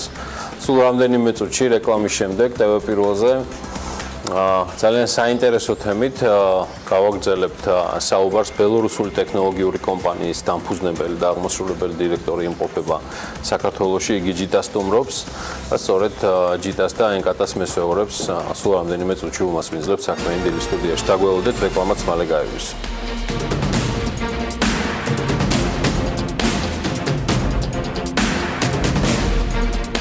თბილისში ბელორუსული ტექნოლოგიური კომპანიის ენკატას დამფუძნებელს და აღმასრულებელ დირექტორს მასპინძლობთ. ენკატა ჰარდვერის მიმართულების ერთ-ერთი წარმატებული კომპანია და მათი ძირითადი მოდელია ფაბლაბი მაღალტექნოლოგიური აპარატების ციკლის და მაღალკვალიფიციური ინჟინერების მომსახურება. ამასთან მაღალტექნოლოგიური სტარტაპების დაფინანსების ფონდსაც განაგებენ. ოლეგ კონტრაშოვს თბილისში რამდენიმე შეხვედრა ექნება, 26-ში კი ტექნოპარკში, FabTalks-ის ფარგლებში შეხვედრასაც გამართავს, სადაც ის სტუმრებს ენკატას და მისი წარმატების შესახებ მოუყვება. ალბათ ძალიან საინტერესო იქნება ეს შეხვედრა, თუმცა იქამდე რაღაცებს დავცინცლავთ ახლა უკვე სტუდიაში. მადლობა ოლეგ კონტრაშოვს, რომელიც ენკატას დამფუძნებელი და აღმასრულებელი დირექტორია, იგი ჩვენთან ერთად არის სტუდიაში და ასევე მადლობა მარიამ ლაშხს, ინოვაციებისა და ტექნოლოგიების სააგენტოს საერთაშორისო ურთიერთობების დეპარტამენტის უფროს დილა ადრიან სტუმრობისთვის. დილა მშვიდობის. დილა მშვიდობის. Good morning. მარიამ, ცოტა ვიდრე ოლეგთან გადავალ, მეტი მოგვიყევი ენკატას შესახებ, იმიტომ რომ ჩართული ხარ ბელორუსეთზე და მათ მიღწევებზე ტექნოლოგიებში ყველა ვიცით, აქედან გამომდინარე ვიცით ბევრი რამ, რისი მომთავრები არიან და როგორ ვაიბერიდან დაწყებული დასრულებული ბევრი რამით, თუმცა არის ალბათ რაღაც მიზეზი, რის გამოც ენკატა თქვენი ინტერესის ასე ვთქვათ სათვალავში და სფეროში მოექცა. ვიცით რომ ვიმყოფებით მეოთხე ინდუსტრიულ რევოლუციაში და ძალიან ბევრი გამოწვევებია დაწყებული. აი ეს hardware-ი, ანუ მოწყობილობების მიმართულებები, ასევე software-ი, უშუალოდ თვითონ ეს პროგრამირების ნაწილში. ძალიან მნიშვნელოვანი იყო რომ ჩვენ როგორც იცი, ძალიან ბევრი ქვეყნისგან გამოცდილებას ვიზიარებთ, მე იმას ვცდილობთ რომ ადგილობრივ საჭიროებებს მოვარგოთ და დავნერგოთ და მინსკის სტუმრობის დროს გვქონდა კომისია, იქ რამდენჯერმე გაჟღერდა ენკატას შესახებ და ვთქვით რომ აუცილებლად უნდა მოვინახულოთ. როდესაც შევედი, ჩემ მოლოდინებს კიდევ უფრო გადააჭარბა. ანუ წარმოვიდგინოთ, ჩვენთან არის ფაბლაბი, ვთქვათ რაღაცა ოთახები არის და შევდივარ ენკატაში და მთელი ციკლი არის აი ამ მაღალტექნოლოგიური დანადგარების, არის კომპიუტერით აწყობილი სისტემა. ეს ბრენდინგიც, ასე ვთქვათ, თვალსაჩინო იყო, იმიტომ რომ ვიზუალით, იქ სათვალეებიც კი ფერებში, ყველაფერი იყო აი ეს რაღაცა სისტემურად აწყობილი. შევხედეთ 12-13 ახალგაზრდა ბიჭები იყვნენ, რომლებიც პროგრამირებას, ასე ვთქვათ, აკეთებდნენ თვითონ იმ ციკლის და ვთქვი რომ რაღაცა ის სული მინდოდა რომ ჩამოსულიყო საქართველოშიც და ვთქვათ ფაბლაბში ჩვენთან თუ რაღაცა ტესტირებებია, პროტოტიპირება არის, მინდოდა რომ აი ეს ციკლი აქაც ჩვენთან დაგვენახა. თუ იცოდნენ რაიმე ჩვენ შესახებ? იცოდნენ, მე პრინციპში როდესაც მოვინახულე, არ ვიყავი ბონდე დარწმუნებული რომ ეს ის ორგანიზაცია იყო, აღმოჩნდა რომ ერთ-ერთი ჩვენი სტარტაპ საქართველოს გამარჯვებული, რომელიც მოწყობილობების მიმართულებით არის, ანუ მარტივი ინოვაციური გადაწყვეტილება იმ საჭიროებების, რასაც ჩვენ ყოველდღიურად ვიყენებთ. ერთ-ერთი იყო ჩვენი გამარჯვებული ვაის კეთილი, ანუ ჭკვიანი ჩაიდანი. და ეს ჩაიდანი არის ის, რომ აი ხა ყველაზე მარტივი, რასაც ის აკეთებენ, არის იმ ტემპერატურაზე დგება შიგნით სიცხე, რასაც ჩვენ წინასწარ დავაპროგრამებთ. ანუ, როდესაც დედა იღვიძებს შუაღამეს ბავშვში ტირის, უნდა რძე და სანამ აადუღებს, სანამ გადააგრილებ, აი ეს მოწყობილობა იმისთვის არის, რომ პირდაპირ თავის ტემპერატურაზე დაგახვედროს შესაბამისი შიგნით მოთავსებული სითხე და მათთან ჰქონდათ მოლაპარაკებები და ანუ შესყიდვაზე მიმდინარეობს მოლაპარაკებები. კი, ამიტომ კიდევ რა გაქვთ გაგებული საქართველოს შესახებ, სანამ თქვენი უკვე უშუალოდ ვიზიტის შესახებ ვისაუბრებთ და აქაურ შესაძლო თუ არსებულ უკვე მიღწევებზე ან პოტენციალზე. მადლობა რომ ხართ ჩვენთან ერთად სტუდიაში. Thank you for inviting. დიდი მადლობა რომ მომიწვიეთ. You know, my first impression of the Georgia ჩემ პირველი შტაბ-ჭრილობები საქართველოს შესახებ არის ისეთი თითქოს მე დავბრუნდი სახლში. because I've been in different countries. მე მრავალ ქვეყანაში მიმუშავია, მრავალ ქვეყანაში მქონია ოფისი და ყოველ ქვეყანას გააჩნია საკუთარი განსაკუთრებული მახასიათებელი ფაქტორი. There I see that, you know, Georgia. It's your first visit, yeah, in Georgia. That's why it's like come back to. დიახ. Yeah, for sure. ეს არის პირველი ვიზიტი ნამდვილად. And I see that there in Georgia you have ხედავ რომ საქართველოში გაქვს შესანიშნავი პოტენციალი სტარტაპებისა, რადგან თქვენ ხართ ძალიან პატარა ქვეყანა, არ გაქვთ ბევრი რესურსი, მაგრამ გაქვთ არჩევანი, გაქვთ ხალხი და ეს არის აბსოლუტურად სწორი გზა, რომ გაზარდოთ საკუთარი პოტენციალი და Did you have already enough time მომავალში. just to make like more specific კონდაქტორ საკმარისი დრო იმისათვის რომ უფრო დეტალური ინფორმაცია მიგიღოთ ადგილობრივი ბაზრის შესახებ, განგესაზღვროთ თქვენი მიზნები საქართველოში, ნებისმიერი მიმართულება, რომელიც ჩვენ საქართველოში უნდა მოვირგოთ.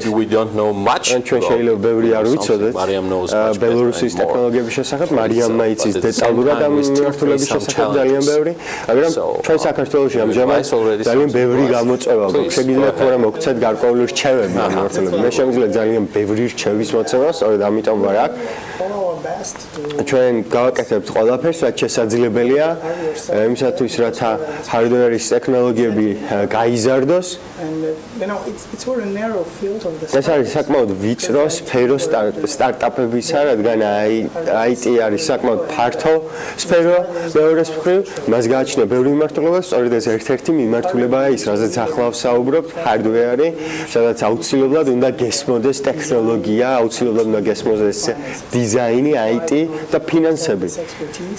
ამიტომ ჩვენთვის აუცილებელია საკუთარი ექსპერტიზის გამოცდილების გაზიარება საქართველოსათვის. საქართველოში თქვენ გაქვთ პოტენციალი რომ გაიზარდოთ I see that რადგან მე ვხედავ development თქვენი განვითარების ტემპი და თქვენი განათლების ტემპი hardware-ში, IT-ში და სტარტაპებში არის საკმაოდ ფართო და საკმაოდ მზარდი. მე ვხედავ რომ განვითარების ვექტორი startup there. სტარტაპებისა არის ერთ-ერთი საუკეთესო Soviet Union's countries. ყოფილი საბჭოთა კავშირის ქვეყნებში. What you're planning to do. But there ის რასაც თქვენ გეგმავთ არის საკმაოდ there should კარგი. be something else what is needed. ალბათ უნდა იყოს კიდევ სხვა რამეც რაც აუცილებელია განვითარებისთვის, გარდა დაგეგმარებისა და გარდა პოტენციალისა, მაგალითისთვის ტექნიკური ზონა და ასე შემდეგ. დიახ, აბსოლუტურად. ერთ-ერთი პირველი ნაბიჯი მდგომარეობს იმაში, რომ მიეცეს შანსი hardware სტარტაპებს კონდეს ისეთ ტერიტორია, სადაც იქნება შესაბამისი ტექნოლოგიები პროტოტიპის საწარმოებლად. ეს პროტოტიპი არის აუცილებელი.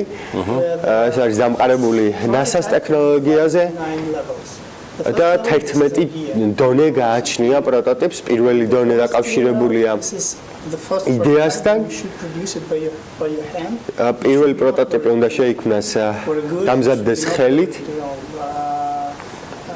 Beautiful, but it should work. და ეს აუცილებელი არ არის რომ ვიზუალურ კრიტერიუმებს აკმაყოფილებდეს ეს პროტოტიპი, მაგრამ თავარი მოთხოვნაა რომ ეს აუცილებლად უნდა მუშაობდეს გამართულად და ის დაგეხმარებათ იმისათვის რომ გადადგა დიდი ნაბიჯები განვითარების მიმართულებით. შეიძლება თქვენ შეგიძლიათ თუ არა გაგვიზიაროთ ისე მიღწევები ამ მიმართულებით, რაც ბელორუსიამ განიცადა ის მიღწევები, რომლებიც ბელორუსიას აქვს ამ მიმართულებით. დიახ, რა თქმა უნდა, ჩვენ გვაქვს უამრავი მიმართულებები, უამრავი შესაძლებლობები IT-ს განსავითარებლად. IT companies appeared. ჩნდება ახალი IT კომპანიები და ძალიან ბევრი ადამიანი ჩამოდის ბელორუსიაში, რადგან მათ ესმის, რომ ეს არის შესანიშნავი ადგილი IT სტარტაპების და ზოგადად IT-ს განსავითარებლად. ამდენიმე დღეში თქვენ გექნებათ შეხვედრა და საუბარი.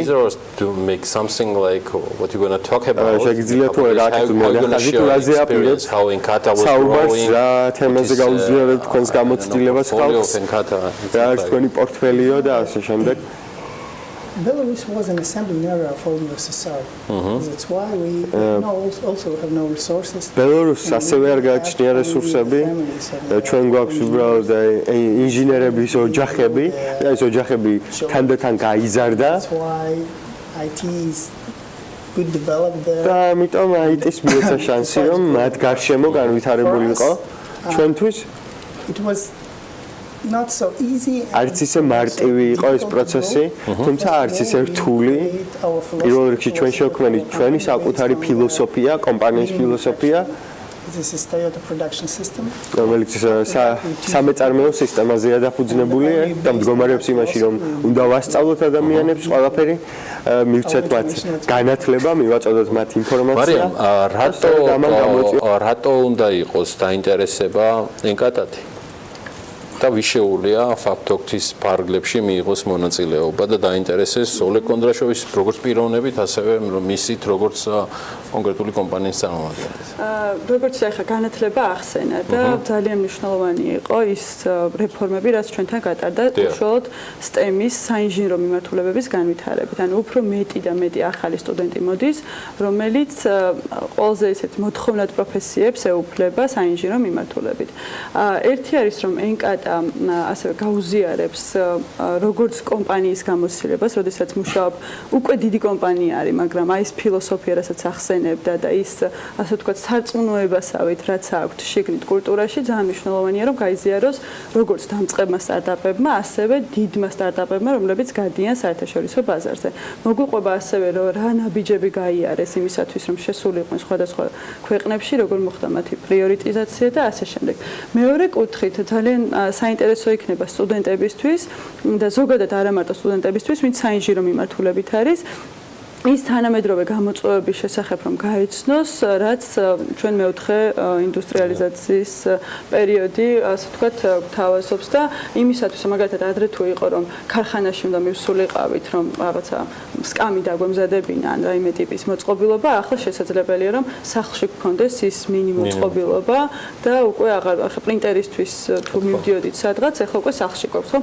ანუ ეს ციკლი აი ამ მაღალტექნოლოგიური დანადგარების ძალიან იცვლება და თავისუფლად შეგვიძლია რომ ჩვენც ის მოწყობილობების ის ელემენტარული, ასე ვთქვათ, უნარები შევიძინოთ და ამის შესახებ გაგვიზიარებს ოლეგი ძალიან ბევრს. ასევე ისაუბრებს ცოტას გავაჟღერებ, თვითონ შიგნით აქვთ თავიანთი კრიპტოვალუტა, საკუთარი, ანუ ენკატასი რეალურად ხდება, ამით ძალიან კარგად მონიტორინგი იგივე იმ გრანტების თუ დაფინანსების, რასაც აპირებენ და ესე იგი მე რეალურად ამდგან ვიღებ ამ კრიპტოვალუტას და გადაცვლას ვაკეთებ სერვისში. ანუ ეს შიდა, ასე ვთქვათ, სავალუტო მოძრაობა აქვს, ძალიან მომეწონა ეს სისტემას და დიდი იმედი მაქვს, რომ აი ეს ჰარდვერის მოწყობილობების მიმართულებით აქსელერატორის ფორმირება, რასაც გეგმავთ ენკატასთან ერთად, წარმატებულ სისტემების დანერგვაშიც მოგვეხმარება. Do you intend to talk about your cryptocurrency as well? ისაუბრებ რა თქვენს კრიპტოვალუტაზე გამოსვლაში, არა, ამ თემაზე მე არ ვაპირებ საუბარს, რატომაც არა. რადგანაც გასული წლის ბოლოს ჩვენ შევიკრიბეთ და დავიწყეთ საუბარი ამ თემაზე, ჩვენ ხედავთ რომ ადამიანები რეალურად დაინტერესებულნი არიან მხოლოდ ჰარდვერის მიმართულებით. მათი ინტერესი მიმართულია ამ ხრივ, ისინი დაინტერესებულნი არიან მომავლით. ძალიან ეს კრიპტოვალუტა დაფუძნებულია ფაქტობრივად არაფერზე. ეს არის ინტერნეტ ტექნოლოგია. მაგრამ მომავალში ეს აუცილებლად განვითარდება უფრო სწორი მიმართულებით, ეს უნდა იყოს დაფუძნებული აუცილებლად რეალურ საგნებზე. ჩვენთვის ძალიან სასიამოვნო იყო თქვენი ვიზიტი. ოლეგ კონდრაშოვი, ენკატას დამფუძნებელი და აღმასრულებელი დირექტორი, მარიამ ლაშხი, ინოვაციებისა და ტექნოლოგიების სააგენტოს საერთაშორისო ურთიერთობების დეპარტამენტის ხელმძღვანელი, სტუმრობდნენ, გავაცილებთ სტუმრებს და სულ მალე დაგიბრუნდებით რეკლამის შემდეგ.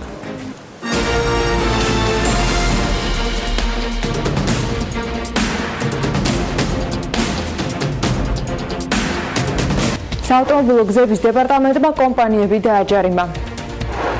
უცხოელებზე მიწის გასხვისებასთან დაკავშირებით მორატორიუმის შედეგად დაახლოებით 200 მილიონ ლარამდე სესხი შეფერხებულია. ბარბერი, პრადა, ჰერმესი, ლუი ვიტონი, შანელი, ფენდი, ეს ამ ბრენდების შემოყვანა ისანში ბოჭორმის ქუჩაზე ახალ სავაჭრო ცენტრში იგეგმება.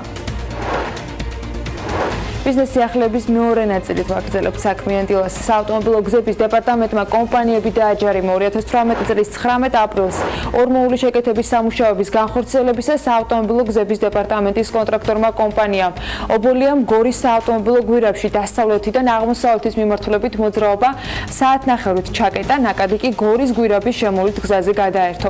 უწყების ინფორმაციით ობოლია მოძრაობის შეწყვეტის შესახებ არ შეატყობინა საავტომობილო გზების დეპარტამენტს, რის გამოც არ მოხდა საზოგადოების დროული ინფორმირება. დეპარტამენტმა კონტრაქტორი ორგანიზაციის და ზედამხედველი კომპანიის მიმართ მიიღო კანონით გათვალისწინებული შესაბამისი ზომები.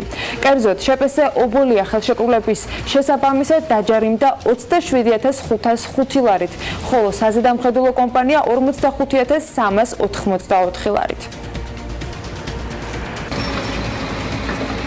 უცხო ქვეყნის მოქალაქეებს სასოფლო-სამეურნეო დანიშნულების მიწების შეძენა აკრძალული აქვთ გასულ წელს გამოცხადებული მორატორიუმით. ამ დრომდე აკრძალვა კი ვრცელდება იმ კომპანიებზეც, რომელთა კაპიტალზე ნახევარზე მეტსაც უცხოელები ფლობენ. ამ კომპანიების რიგში არიან მათ შორის ბანკებიც, მათ სესხის უზრუნველყოფაში ჩადებული მიწების დასაკუთრების და შემდგომ რეალიზაციის პრობლემები შეექმნათ. შედეგი რაც დადგა ის არის, რომ საფინანსო ინსტიტუტებმა სოფლის მეურნეობის სექტორის დაკრედიტება შეაჩერეს. შეხვედრის დაწყება რომელიც გულშინ პარლამენტში იმართებოდა აგრარული კომიტეტის ხელმძღვანელმა კონკრეტული ციფრები დაასახელა და თქვა, რომ მორატორიუმის შედეგად დაახლოებით 200 მილიონ ლარამდე სესხია შეფერხებული. ბანკების მხრიდან საკითხის აქტიურად დაყენების შემდეგ კი კომიტეტმა მიიღო გადაწყვეტილება, რომ ინიცირებული კანონის პარალელურად ცვლილებების ამოქმედებამდე მორატორიუმში რჩება ეს ნაწილი. კომიტეტის ხელმძღვანელმა ასევე აღნიშნა, რომ საფინანსო სექტორი მიწის რეალიზებას მოახდენს, მაგრამ არავითარ შემთხვევაში მათ ქონების დასაკუთრების შესაძლებლობა არ ექნებათ.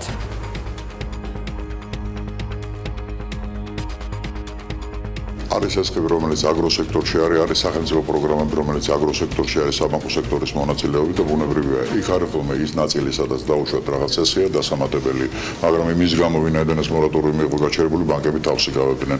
არის ისეთი ნაწილი, როდესაც რეგისტრაციამდე ამისული უკვე ბანკს გადახდილი აქვს უკვე თანხა, მაგრამ იმის გამო რომ მორატორიუმი იყო გამოცხადებული, საჯარო რეჟიმში ისინი ვერ არეგისტრირებდნენ შემდგომი დაუშვათ აუქციონზე გატანის მიზნით.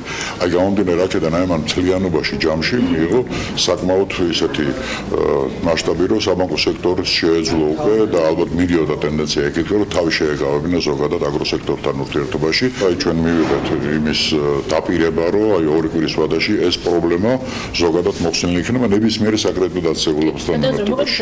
მორატორიუმი საკმაოდ მოკლე პერიოდში მოხდება ცვლილებები და ცვლილებები სწორედ იმას ისახავს, რომ მოკლე პერიოდში ალბათ დაახლოებით რამდენიმე კვირის განმავლობაში მოხდება ეს ცვლილებები, რაც ხელს გაუხსნის ბანკებს, რომ შესაბამისად მოახდინონ, ასე ვთქვათ, სასოფლო-სამეურნეო მიწებთან დაკავშირებით უფრო გახდნენ აქტიურები.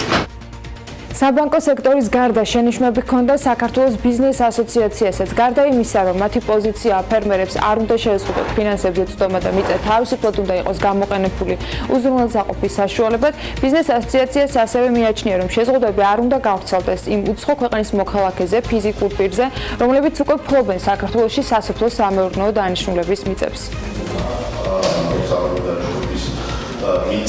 იმ ადამიანებს, იმ ფიზიკურ და იურიდიულ პირებს, ვისაც აქამდე კანონის დაცვით ჰქონდათ შეძენილი სასოფლო-სამეურნეო დანიშნულების მიწის ნაკვეთები, ჩვენ ეს არ უნდა შეეხოთ შეზღუდვები და მათ არ უნდა დაუწესდეს დამატებითი რაიმე ტიპის ვალდებულებები, გარდა იმისა, რაც ზოგადად სასოფლო-სამეურნეო დანიშნულების მიწის საკუთრებასთან დაკავშირებით ვალდებულებები ისედაც აქვს, ჩვენ შეიძლება ამით საკუთრების კონსტიტუციური უფლება შევლახოთ უნებურად, ამიტომ ჩვენ გვქონდა ამაზე საუბარი და ვფიქრობ ამაზე კიდევ გაგრძელდება დაზუსტების მიზნებისათვის.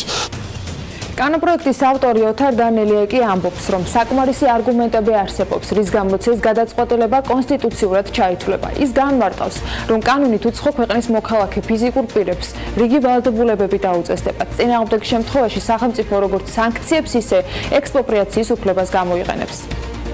ახლობით 45-50,000 ჰექტარი სასოფლო-სამეურნეო მიწის ნაკვეთები გახლავთ უცხო ქვეყნის მოქალაქე ფიზიკური პირების მფლობელობაში და ჩვენ მათ დავავალდებულებთ, რომ ათვისებული იქნას ეს მასივები და დამუშავდეს სასოფლო-სამეურნეო მიმართულებით. ანუ მიზნობრივი ათვისება მოხდეს იმ სავარგულებისა, რომელიც დღეს ძალიან დიდი ნაწილი მოცდენილი გახლავთ. იქნება სანქციები, არ გამოვრიცხავთ რა თქმა უნდა ექსპროპრიაციას, თუმცა კიდევ ერთხელ ვამბობ, ეს იქნება საკომიტეტო მოსმენის საგანი, მაგრამ ამ ვერსიაში ჩვენ ამას მოვიაზრებთ. თუ უცხო ქვეყნის მოქალაქე ფიზიკური პირები არ აითვისებენ სასოფლო-სამეურნეო დანიშნულების მიწას, არ გამოვრიცხავთ, რომ დავავალდებულოთ გაასხვისონ აღნიშნული კანონის შესაძლებლობაზე.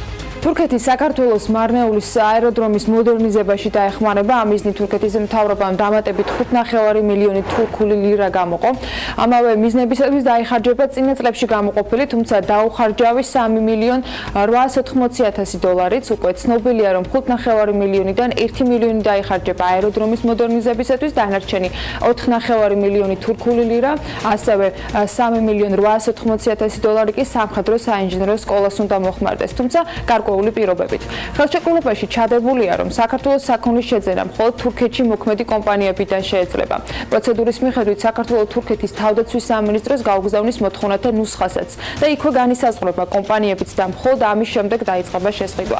თუმცა შესყიდვა აღემატება გამოყოფილ რესურსს, თანხა საქართველოს მთავრობის მხრიდან იქნება დამატებული, თუ თანხა დარჩება, ის ხელმისაწვდომი იქნება ნაღდი ფულის სახით. ბარბერი, პრადა, ჰერმესი, ლუი ვიტონი, შანელი, ფენდი ეს ბრენდები უნდა შემოიყვანონ ისანში, ბოჭორმის ქუჩაზე ახალ სავაჭრო ცენტრში, რომლის მშენებლობაც უახლოეს თვეებში დაიწყება. პროექტს კომპანია კრისტალ ბილდინგი ახორციელებს. კომპანიის დირექტორი ვანო ლომიძე აღნიშნავს, რომ სავაჭრო ცენტრი რიტუალების სასახლის გვერდით გაიხსნება. მისი თქმით, პროექტი მზად არის და ამჟამად მშენებლობის ნებართვის მოლოდინშია. სავარაუდოდ მშენებლობა რამდენიმე თვეში დაიწყება და დაწყებიდან 22 თვეში დასრულდება. ახალი ქართული ბრენდი ბორჯომელიკანი რიქსოსის გასვლის შემდეგ მუშაობას უკვე ახალი სტრატეგიით განაგრძობს. სასტუმრო ბორჯომელიკანის ახალი მენეჯმენტი ტურისტების მოზიდვის მიზნით ჩარჩოების გარეშე იმოქმედებს. სასტუმროს ახალი სტრატეგია ბორჯომელიკანის მენეჯმენტმა კერძო ტუროპერატორებს არაფორმალურ გარემოში გააცნო. მხარემა ყველა ის საკითხი განიხილეს, რაც საქართველოში ტურიზმის განვითარებას ხელს შეუწყობს. რიქსოსის გასვლის შემდეგ სასტუმრო ბორჯომელიკანი ბაზარზე საპარტნიორო ფონდის მხარდაჭერით განაგრძობს ოპერირებას და ახალი მენეჯმენტი საერთაშორისო სტანდარტების სასტუმროს მომსახურების გაუმჯობესებაზე იზრუნებს. ჩვენი პოლიტიკა იქნება ეს წოდებული ჩარჩოების გარეშე, ჩვენი პოლიტიკა იქნება აბსოლუტურად მორგებული და მოქნილი საქართველოს ტურიზმისთვის. ჩვენ არ შეიძლება ჩამორჩეთ იმ განვითარების ტემპს, რაც ამ წუთში ქვეყანაში მიმდინარეობს. განსაკუთრებით სასიხარულო ისაა, როდესაც ქართული ბრენდი იმკვიდრებს ადგილს ტურისტულ ბიზნესში და ზუსტად იგივე ხარისხით, რაც შეიძლება საერთაშორისო ბრენდს ჰქონდეს. ამდენად ძალიან მნიშვნელოვანია ბორჯომელიკანის შემოსვლა. ჩვენ იმედი გვაქვს და ძალიან დიდ წარმატებას უსურვებთ მას. 109 საჯარო ბაღში სასწავლო სააღმზრდელო პროცესი დირსის საცხოვრებელ კომპლექსში განახლდა. ბაღების მართვის სააგენტომ ბაღის ხელმძღვანელობასთან მშობლების ჩართულობით და კომპანიის მხარდაჭერით ბაღის კომპლექსის ტერიტორიაზე განთავსების ძირითადი სამუშაოები პრაქტიკულად უკვე დაასრულა. 700-მდე აღსაზრდელს კი გუშინ უკვე საზეიმო მიღებაც მოუწყოს. დეტალები ჩვენ სიუჟეტში ვნახოთ. მიას ქეთის დანიელს ნინის და მათ თანატოლ კიდევ 700-მდე აღსაზრდელს დღეიდან დირსის საცხოვრებელ კომპლექსში ელოდებიან. კომპლექსის ტერიტორიაზე 109 ბაგაბაღის სრული შემადგენლობით უკვე გადმოვიდა. აღსაზრდელებისთვის შესაბამისი გარემოს შექმნაზე კომპანიის თანამშრომლები მშობლებთან და ბაღების მართვის სააგენტოსთან ერთად 4 დღის განმავლობაში ზრუნავდნენ. მიუხედავად მცირე დროისა, სპეციალურად პატარებისთვის კომპანიამ საზეიმო გარემოს შექმნაც უზრუნველყო. მოდი შენ ლურჯი მოგცე. 109 ბაღთან დაკავშირებით ის ჰქონდა პასუხისმგებლობა აღებული, ვინაიდან ჩვენი მთავარი პრიორიტეტი იყო, რომ დიდი ხნის განმავლობაში არ შეფერხებულიყო საავტელო პროცესი, ამის გამო ბევრ მშობელს ძალიან დაახლოებით 300-მდე მშობელს შეექმნებოდა პრობლემები. ამის გამო ბაღების სააგენტოსთან ერთად ერთობლივი მუშაობით 4 დღის განმავლობაში სრულად მოვაწყვეთ საბავშვო ბაღისთვის შესაფერისი ინფრასტრუქტურა. და ორშაბათ დღეს დილას გავხსენით წყნარამშვიდ გარემოში ბაღი, იმედი მაქვს ყველა მშობელი კმაყოფილია.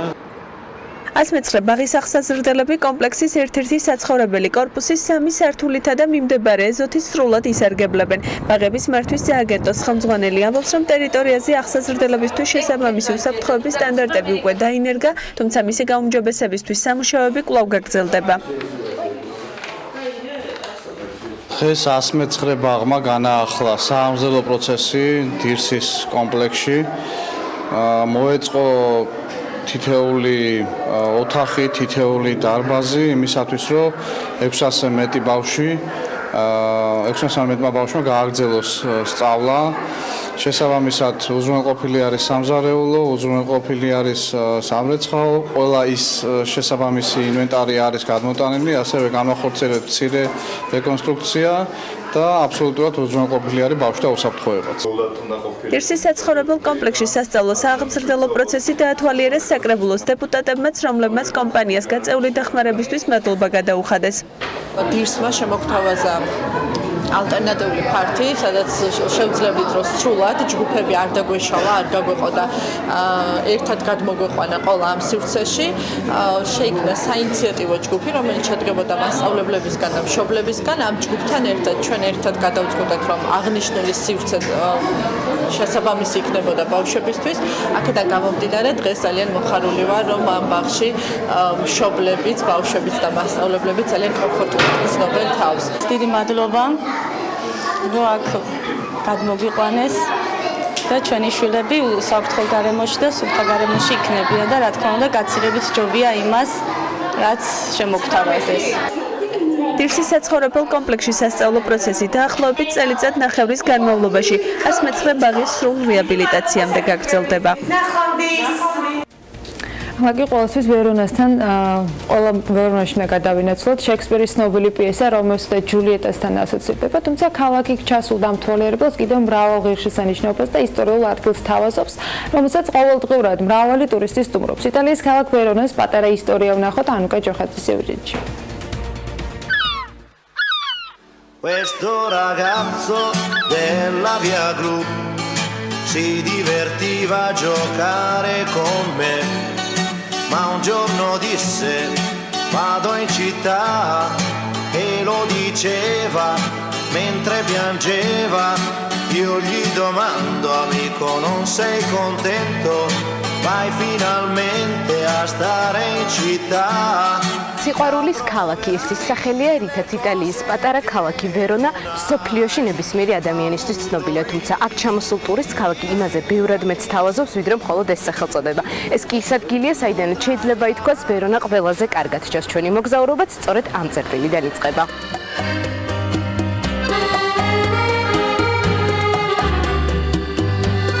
ვერონას ორ ნაწილად მდინარე ადიგე ჰყოფს. პონტე პietrას ხიდის მიმდებარე ტერიტორიიდან როგორც კი ქალაქს გადმოხედავ, მაშინვე იგრძნობ თავისუფლების განსაკუთრებულ განცდას, რომელიც ადგილობრივებს თითქოს შეუსის ხორცებიათ. ვერონის ვიწრო ქუჩები კი ნამდვილად გაბრუნებს გასულ საუკუნეებში. იტალიური ატმოსფერო ყველაზე მეტად სწორედ აქ იგრძნობა. ბაზრობები კი მრავალი მოვაჭრე ადამიანით ქალაქის განუყოფელი ნაწილია.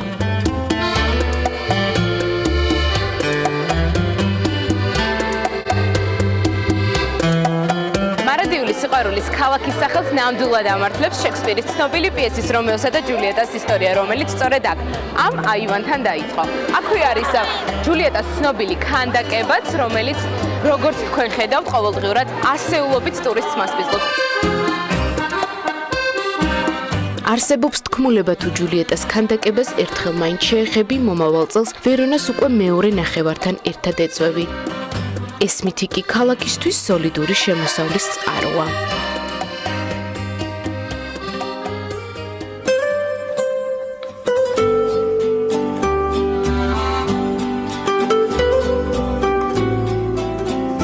ვერონას კი ნამდვილად ღვიძავს მთავარ მოედანზე, რომელიც სავაჭრო ცენტრიცაა. პიაცა ბრა სწორედ ამ ადგილზე ტურისტების ყველაზე მეტი ნაკადი მოძრაობს. ძველებურ არქიტექტურასა და შენობების განლაგებას თან ერთვის თანამედროვე დახვეწილი კაფეები, რომლებიც დღის განმავლობაში მრავალ ტურისტს მასპინძლობს. როგორც ისინი გვიმხელენ, არაფერი ჯობია ამ იტალიურ კაფეში ერთი ჭიქა ესპრესოს დალევას, რომელსაც 2000 წლის წინ აშენებული არენა დი ვერონას ხედი ემატება.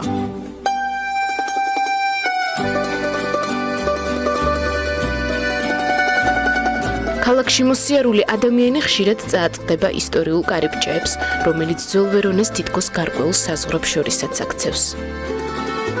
როგორც ადგილობრივები გვეუბნებიან, ეს ის მთავარი საათია, რომელზეც ისინი უკვე საუკუნეებია თავიანთ საათებს ასწორებენ. ეს კარიბჭე კი ის ადგილია, სადაც უძველესი ვერონა სრულდება. ჩვენც რა თქმა უნდა, სიუჟეტს სიმბოლურად სწორედ ამ ადგილზე, ვერონის უძველეს კარიბჭესთან დავასრულებთ.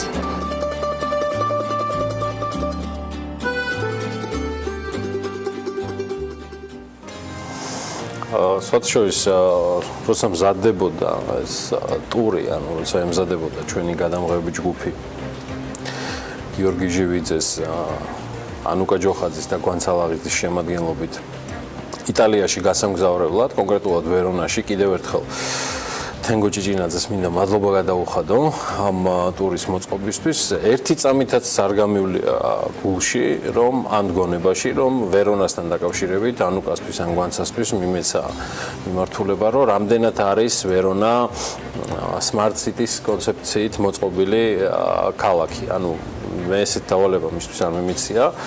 პრინციპში კითხვა მაინც დამჭა ამასთან დაკავშირებით და ვიდრე ანუკა ჯოხაძე და მარიამ ადამია დღევანდელ სასაუბრო თემას გაგვაცნობენ, რომელიც ალბათ მიხვდებოდით, რომ სწორედ ჭკვიანი ქალაქების კონცეფციას ეხება. მე მაინც მაინტერესებს არის თუ თლიანად ისტორიულია ანუკა ვერონა თუ ის მაინც რაღაც დონეზე თუ მოასწარი ცხადია, რომ smart ქალაქის რაიმე ელემენტი თუ შეამჩნია ვერონაში. დილავში.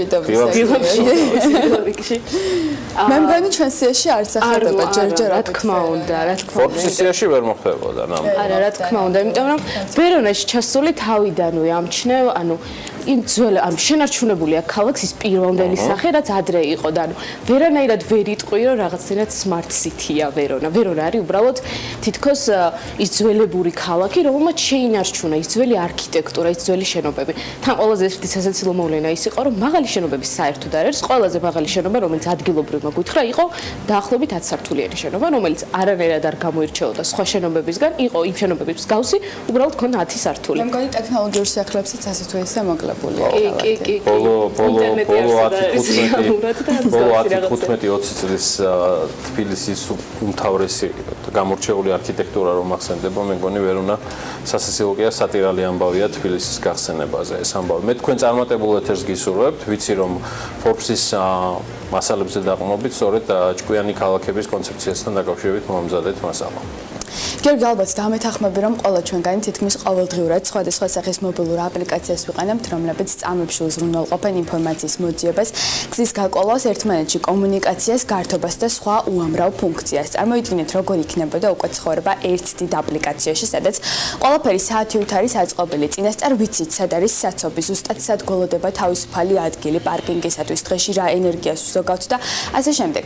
დაახლოებით ამას გულისხმობს smart city კონცეფცია, რომელზეც დღეს მე და ანუკა მოგიყვებით. მისი მრავალი განმარტებიდან შეგვიძლია დავასკვნათ, რომ ეს არის მონაცემთა ანალიზის, smart ტექნოლოგიებისა და კომუნიკაციის მეშვეობით გამარტივებული ცხოვრება, სადაც მაქსიმალურად უნდა ხდებოდეს ენერგიის დაზოგვა, დიდი მასების შეფერხების გარეშე გადაადგილება, ჰაერის დაბინძურების შემცირება და ჯანმრთელობისა და საჯარო სერვისების გაუმჯობესება. ასეთ მომავლის ქალაქში შენობებიდან დაწყებული სამედიცინო მომსახურებით დამთავრებული ყველაფერში smart აპლიკაციები და ტექნოლოგიებია ჩართული. მარიამ, საინტერესოა ის ფაქტიც, რომ სოფლიოს ბევრ ქალაქში უკვე დაიწყო ამ მიმართულებით სხვადასხვა პროექტების განხორციელება და ნელ-ნელა smart ქალაქებად გადაქცევა. ალბათ არ გაგიკვირდებათ თუ გეტყვით, რომ მათ შორის ერთ-ერთი მოწინავეა სინგაპური, რომელზეც არაერთხელ გვისაუბრია ჩვენი ეთერი და რომელსაც smart nations, ანუ ჭკვიან ერსაც უწოდებენ. მათი სიჭკვიანი იმაში მოიაზრება, რომ აქ ხალხი, ბიზნესები და მთავრობა ინოვაციური პროექტების განსახორციელებლად თანამშრომლობენ, როგორც საჯარო, ისე კერძო სექტორში. სინგაპურში, სადაც მობილური ტელეფონი უფრო მეტია ვიდრე ადამიანი, მთავრობის წარმომადგენლები მიზნად ისახავენ მსოფლიოში ყველაზე სწრაფნი იყვნენ კავშირგაბმულობის ფართოზოლური ქსელითა და მობილური კავშირით, კონკრეტულ პროექტებამდე კი უამრავ რესურსს დებენ მათ კვლევებსა და განვითარებაზე. მაგალითად, მმართველმა ძალამ 5 წლიანი გეგმის შესასრულებლად 19 მილიარდი ამერიკული დოლარი გამოყო. გარდა ამისა, გამოყოფილია სპეციალური უბნებით, სადაც უამრავი პროტოტიპის განვითარება და საპილოტო პროექტების დატესტვაც მიმდინარეობს. ისევ სინგაპურზე გავაგრძელებ და თემას მთლიანად ამოვწურავ ქალაქთან მიმართებაში. აქ უკვე ამოწმებენ თვითმართვად ავტომობილებს, რომლებიც სამომავლოდ გადაადგილების ერთ-ერთი ალტერნატივა იქნება და მის დაჯავშნას მომხმარებელი მარტივად smartphone-ების საშუალებით შეძლებს. იგეგმება, რომ თვითმართვადი ავტობუსებით შეასრულებენ ფიქსირებულ დაგეგმილ მარშრუტებს, ხოლო მანქანების გადაჭარბებულ რაოდენობასთან საბრძოლველად მთავრობამ უკვე გამოყო 21 მილიარდი ამერიკული დოლარი ახალი სარკინიგზო ინფრასტრუქტურისა და საზოგადო ტრანსპორტის განსავითარებლად. ასევე იგეგმება ისიც, რომ ქალაქში ავტომობილებისა და მოტოციკლეტების წლიური ზრდა 0%-ს გაუტოლდეს. ქალაქში საცობებისა და მოძრაობის გარდა დიდი როლი აქვს smart შენობებსაც, რომლებიც არანაკლებ ენერგიას მოიხმარენ, იქნება ეს ბიზნეს თუ საცხოვრებელი უბნები. smart ტექნოლოგიების ერთ-ერთი შესანიშნავი მაგალითი მინდა მოვიყვანო, ეს არის The Age, რომელიც ამსტერდამში მდებარეობს და სადაც დაახლოებით 22000 სენსორის მეშვეობით სხვადასხვა ოთახის ელექტროენერგიის მოხმარების სიხშირესა და დატვირთულობას იგებენ. ინფორმაცია გადაიცემა ავტომატურად და მის მიხედვით მოქმედებს დამლაგებელთა ჯგუფი, ასევე კლავს სენსორები ხალხის რაოდენობის მიხედვით არეგულირებენ ჰაერის გაჯანსაღებასა და გასუფთავებას. შენობის მენეჯერს კი აწვდიან ინფორმაციას თავისუფალი ადგილების, ოთახების რაოდენობაზე დღის განმავლობაში და მათ მიერ დაზოგებულ ან გახარჯულ ენერგიაზე. ამ ყველაფერს თავისი გეგმებით რა თქმა უნდა არ ჩამორჩება დუბაი, სადაც მიზნად ისახავენ ეკონომიკის, ცხოვრების, მენეჯმენტის, ინფრასტრუქტურის გადაადგილებისა და გარემოს კიდევ უფრო განვითარებას და გამარტივებას. დუბაის 2018 წლის Smart Dubai ინიციატივის საფუძველზე ყველგან მონტაჟდება ჭკვიანი მრიცხველები, რომელიც მობილური აპლიკაციის დაკავშირებით ზუსტად მოგაწვდის ინფორმაციას კომუნალურ დანახარჯებსა და ასევე შეამცირებს სხვადასხვა დანაკარგებს. დუბაი ასევე იყენებს smart ტელემედიცინას, რის მეშვეობითაც დისტანციურად ხდება რიგი სამედიცინო კონსულტაციების გაწევა. გარდა ამისა, Smart City ჩამონათვალში სახელდება ტორონტოც, სადაც ალფაბეტის შვილობილი კომპანია Sidewalk 2020 წელს ჭკვიანი ქალაქის აშენებას დაიწყებს. კომპანიის მიზანია შექმნას ქალაქი, რომელიც მთლიანად თანამედროვე ტექნოლოგიებით იქნება აღჭურვილი და გარემოს რომელსაც ნაკლებ ზიანს მიაყენებს. ამ მიმართულებით ქალაქში სუფთა ენერგიის, უპილოტო ავტომობილების და რობოტების მოხმარება იგეგმება. გათვალისწინებულია ნარჩენების გადამუშავების თანამედროვე სისტემის დანერგვაც. სიახლე არ არის ის, რომ ჭკვიანი ქალაქის კონცეფციის აშენებას ბილ გეიტსიც გეგმავს ამერიკის შეერთებულ შტატებში, თუმცა ამაზე მოგვიანებით ვისაუბროთ. მანამდე შეგახსენებთ, რომ საბედნიეროდ ეს ინოვაციური პროექტებისა და მომავლის ქალაქების ძალიან მცირე ჩამონათვალია და ამასთან დაკავშირებით მსოფლიოს გარშემო განხორციელებული პროექტები კიდევ უფრო მრავალფეროვანია. აქვე მეც მინდა რომ დავამატო, გაეროს ვარაუდით 2030 წელს მსოფლიოს მოსახლეობის 2/3 ქალაქში იცხოვრებს. IHS Technologies თანახმად კი 2025 წლისთვის მსოფლიოს მასშტაბით დაახლოებით 88 smart ქალაქი იარსებებს. ეს რამდენად საკმარისი რიცხვია მოსალოდნელი მზარდი ურბანიზაციის ფონზე რთული სათქმელია, თუმცა ფაქტი ერთია, მსოფლიოს მრავალი ქალაქის smart city კონცეფციის ხდება. და იმედს ვიტოვებთ, რომ რა თქმა უნდა, არც ჩვენი ქვეყანა ჩამორჩება ამ ტენდენციას, რომელიც მხოლოდ მზარდი და განვითარებადია. იმედს ვიტოვებ მეც. მაგიმედით მეც. კაი, გავიდეთ რეკლამაზე, სანამ კიდევ რამე მითქოს. წარმატებები მარიამ ადამიანსთან, კოჭოხაძეს. ყველა წარმატებულ დღეს გისურვებთ. მოკლე რეკლამა და სულ მალე გიბრუნდებით ჩვენი შემდეგი თემებით და სტუმრებით. ამინდის პროგნოზის სპონსორია SEU დეველოპმენტი.